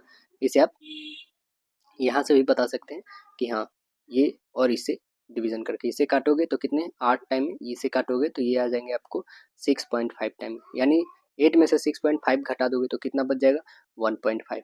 ऑप्शंस क्या बन जाएंगे, right answer option B. Question क्या कह रहा है कि एक निश्चित कोड भाषा में इसे ये लिखा गया है, ठीक है, और 746 को ये लिखा गया है, और 263 को ये लिखा गया है, तो आर का वैल्यू बताना है। आर किस में है दोस्तों, तो आर इसमें है, मीन्स आर हमें निकलेगा या तो 7 या तो 4 या तो 6, इसी में से तीनों में से कोई आने वाला है। मतलब आप ये 5 को तो काट ही लो, 3 को भी काट ही लो, या तो 6 या तो 4 आने वाला है, ये कंफर्म है दोस्तों आपको, ठीक है। आइए देख लेते हैं, 7 तो होंगे नहीं, 7 को हटा लो, 4 और 6 बच गए। 7 किस में है, इसमें फर्स्ट वाले में कौन सेकंड से मिल रहा है, तो आप बता दोगे यू इसमें भी है, यू इसमें भी है, ठीक है। 7 हटा दी, और दूसरा कोई देखो तो इसमें 2 नहीं, इसमें भी 2 नहीं। अब देखेंगे तो 2 इसमें है, ठीक है, तो 2 इसमें आई है, ठीक है, आई इसमें है, इसमें भी 2 है, इसमें भी 2 है, इसमें भी आई है, काट दो। अब लाइक बच गया, लाइक तो और कहीं है नहीं, गुड इसमें है, लेकिन गुड इसमें है तो गुड, और इसमें कौन सा ऐसा डिजिट मिला, तो 6 इसमें है, 6 इसमें है, और ये गुड से गुड कैंसिल कर दो, तो बच क्या गया 4, 4 के लिए क्या है, तो आर है। आंसर क्या बन गया हमारा, ऑप्शन नंबर डी बन गया आपका। देखिएगा अगला, यहाँ पे देखो डिवाइड का मतलब है प्लस, प्लस का मतलब है माइनस, माइनस का मतलब है गुणा, गुणा का मतलब है डिवाइड, तो यहाँ पे हम रखेंगे। चलिए क्या कर रहे हैं, डिवाइड, डिवाइड को क्या करना है प्लस, यहाँ पे प्लस कर लो। गुणा, गुणा का क्या अर्थ है दोस्तों, तो गुणा का अर्थ है भाग करना है, यहाँ पे भाग दे दो। प्लस का अर्थ क्या है, प्लस का अर्थ है घटाना, यहाँ पे घटा देंगे। माइनस का अर्थ क्या है, गुना करना, गुना कर दो। अब चलो यहाँ पे भाग दोगे तो ये 2 आ जाएगा, और प्लस 16 तो रहेगा रहेगा, माइनस 5 रहेगा, माइनस 5 नहीं दोस्तों, माइनस में हम करेंगे यहाँ पे 15, क्यों, क्योंकि 5 और 3 में गुना कर देंगे तो 15। अब देखो ये कितने हो जाएंगे, टोटल टोटल 18 हो जाएगा, 16 2 18, 18 में से 15 घटा लोगे तो 3, यानी आंसर क्या बनेगा, राइट आंसर बी। अब देखो 50 और 100 दोनों को छोड़कर के बीच कितनी ऐसी संख्या है जिनमें अंक 5 होता है और 5 से पूर्ण रूप से विभाजित हो सकती है, वो कितने हैं, तो आइए देख लेते हैं। 50 और 100 के बीच में ऐसी 5 है, कौन कौन, तो आप बताओगे 55 तो है ही, 65 भी है, और 75 भी है, दूसरा 85 भी है, तीसरा 95 भी है। मतलब कितने आ गए, तो टोटल 5 आ गए, यानी ऑप्शन नंबर सी बन जाएगा। देखिए अगला बताना है कि इसमें फुलफिल कौन सा करेगा। देखिए सी सेफ मतलब 3 बढ़ा, यहाँ से देखेंगे तो ये 3 बढ़ा ही है, मतलब 3 हमें बढ़ाना ही, तो 3 3 6 6 3 9 9 क्या था, आई से स्टार्ट होता है। ठीक है, आई आप देख रहे हैं कि ऑप्शन नंबर हमारे एक ही है और वो ऑप्शन नंबर बी है, मतलब राइट आंसर ऑप्शन बी हो जाएगा। चलिए नेक्स्ट क्वेश्चन देखें। बताइए निम्नलिखित में से क्या फुट, इंच और गज के समान है? क्या है बताइए। तो आंसर बताएंगे ये मील, आंसर बताएंगे बी। बताइएगा इसमें क्या आने वाली है, जैसे 13 से 14। ठीक है, तो इसमें पता है कैसे बनाएंगे। 13 से 18 कितना का इंक्रीज किया, 5। यहाँ से देखिए 6, यहाँ से देखिए कितना इंक्रीज किया, तो आप बता दोगे 5। फिर यहाँ से देखोगे 6, फिर यहाँ से देखिए 5, फिर यहाँ से देखेंगे 6, यानी 20 से 6 बढ़ा हुए 26। ऑप्शन नंबर क्या बनेगा, राइट आंसर सी। चलिए अगला कह रहा है कि ए को याद है कि नौकरी के लिए पी की पहली नियुक्ति 17 मार्च के बाद, परंतु 20 मार्च से पहले। देखिए 17 के बाद, 17 के बाद, 17 के बाद क्या होगी, तो या तो 18 या तो 19, लेकिन 20 से पहले, 20 से पहले मतलब ये और ये तो छोड़ ही दो, इसी दोनों में है। ठीक है, जबकि बी को याद है कि नौकरी के लिए पी की पहली नियुक्ति 18 मार्च के बाद 22 मार्च से पहले, लेकिन इसे क्या याद है बी को, तो 18 के बाद मतलब 19, 20, 21 और लेकिन 22 से पहले। ठीक है ना, तो 22 से पहले है। तो दोनों को सही मानते हुए नौकरी पी को पहले नियुक्ति संभवतः कौन सी तिथि को मिली हुई, तो देखोगे अब 22 से पहले कह रहे हैं। ठीक है, ये कह रहा है 20 से पहले, तो 20 से पहले है ना, लेकिन 18 के बाद, तो एक जो है 19 दोनों में कॉमन आ रहा है, तो वो कौन सा दिन हो जाएगा बता दीजिए। तो आप बता दो कि वो जो है हमारा 19 मार्च है, जो 17 से 20 में भी जाने में बीच में पड़ रहा है और 18 से 22 में भी पढ़ने में पड़ रहा है, यानी आंसर बता दोगे राइट आंसर डी। देखिए उस विकल्प का हमें चयन करना है जो आगे आने वाली है। देखिए INCH इंच का 17, तो यार्ड का बताना है क्या होगा। आई का 9 होता है, एन का 14 होता है, सी का 3 होता है और एच का 8 होता है। ठीक है, सभी को इंक्लूड करते हैं। सभी को इंक्लूड करोगे तो कितने आ जाएंगे दोस्तों, तो सभी को इंक्लूड हम लोग करते हैं यहाँ पे, तो आपके आ जाएंगे 34 आ गए ना दोस्तों। लेकिन ये तो 17, मतलब 2 से हाफ करके देखो, बिल्कुल 17 आ रहा है, मतलब इसे भी ऐड करके हमें 2 से हाफ करना होगा।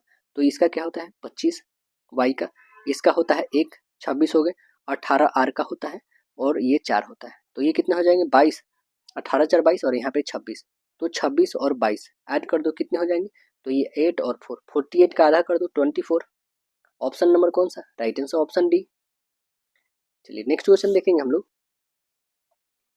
है कि शीतल 25 मीटर पूरब की ओर चलती है। ठीक है, इसे पूरब की ओर चला दीजिए, इसके बाद वह दाईं ओर मुड़ जाती है, दाईं ओर मुड़ा दीजिए इसे, 25 चलती है। ठीक है, और दाईं ओर मुड़ती है, फिर 25 चल जाती है। ठीक है, 25 चली गई और फिर जो है दाईं ओर ही मुड़ती है और 40 जाती है। तो दाईं ओर ही मुड़ती है और 40 जाती है, मीन्स कह सकते हो कि दाईं ओर इसका कौन सा होगा, ये 40 गई। ठीक है ना, ये 40 चली गई। इसके बाद जो है वह दाईं ओर मुड़ती है और 25 जाती है, इसके बाद जो है वह दाईं ओर मुड़ती है और 25 जाती है, मीन्स 25 इतना ही ऊपर भी गई। ओके ना, अंत में वह बाईं ओर मुड़ जाती है, अंत में वह बाईं ओर मुड़कर 10 चलती है। ठीक है, अंत में वह कहाँ मुड़ती है, तो बाईं ओर मुड़ती है और 10 चली जाती है। यहाँ से जो है बाईं ओर उसका कौन सा हो जाएगा, तो यह जो होगा बाईं ओर ये हो जाएगा 10 चली जाती है। अब बताना है क्या कि शीतल अपनी आरंभिक स्थिति से कितनी दूरी पे है, कितनी दूरी पे है दोस्तों, तो आप बता दोगे ये तो 15 और प्लस ये 10, यानी कितने हो जाएंगे 15 10 25। ऑप्शन नंबर क्या बन जाएगा, राइट आंसर ऑप्शन डी। चलिए नेक्स्ट क्वेश्चन देखेंगे। कह रहा है जी का अर्थ है जोड़ना। ओके ना, देखिए जे का अर्थ है घटाना, यहाँ पे घटाना लिख दो, घटा रहे। ठीक है ना, के का अर्थ क्या है, तो के का अर्थ भाग देना है, यहाँ पे भाग देना है दोस्तों। जी का अर्थ क्या है जोड़ना, यहाँ पे जोड़ दो। एच का क्या अर्थ है गुणा करना, गुणा कर दो। अब चलो पहले भाग करोगे, ये 5 से तो कितने हो जाएंगे 5 दूना और 5 दूना 10। ठीक है, ये कर दोगे तो 14 हो जाएंगे और प्लस तो बीच में रहेगा ही रहेगा। ठीक है, ये माइनस 125। ओके, अब 125 में 14 ऐड कर दो तो कितने हो जाएंगे, ये 9 और ये 3 1 139 में आप 22 घटा दो तो कितने बन जाएगा आपके पास 7 और 1 1, कितने आ जाएंगे 117। ऑप्शन नंबर कौन से दिख रहे हैं, right answer option A. Last question हम लोग का है, ब्लैक को ग्रीन, ग्रीन को येलो, येलो को ब्लू, ब्लू को रेड कहा जाता है, तो गोल्ड के रंग को क्या कहेंगे, गोल्ड कैसा होता है दोस्तों, येलो होता है, तो येलो को क्या कहा जा रहा है, ब्लू, यानी आंसर क्या बताएंगे, राइट आंसर ऑप्शन डी हो जाएगा आपका। तो आशा है दोस्तों वीडियो पसंद आएगा, फिर मिलते हैं नेक्स्ट शिप में, जब तक के लिए धन्यवाद।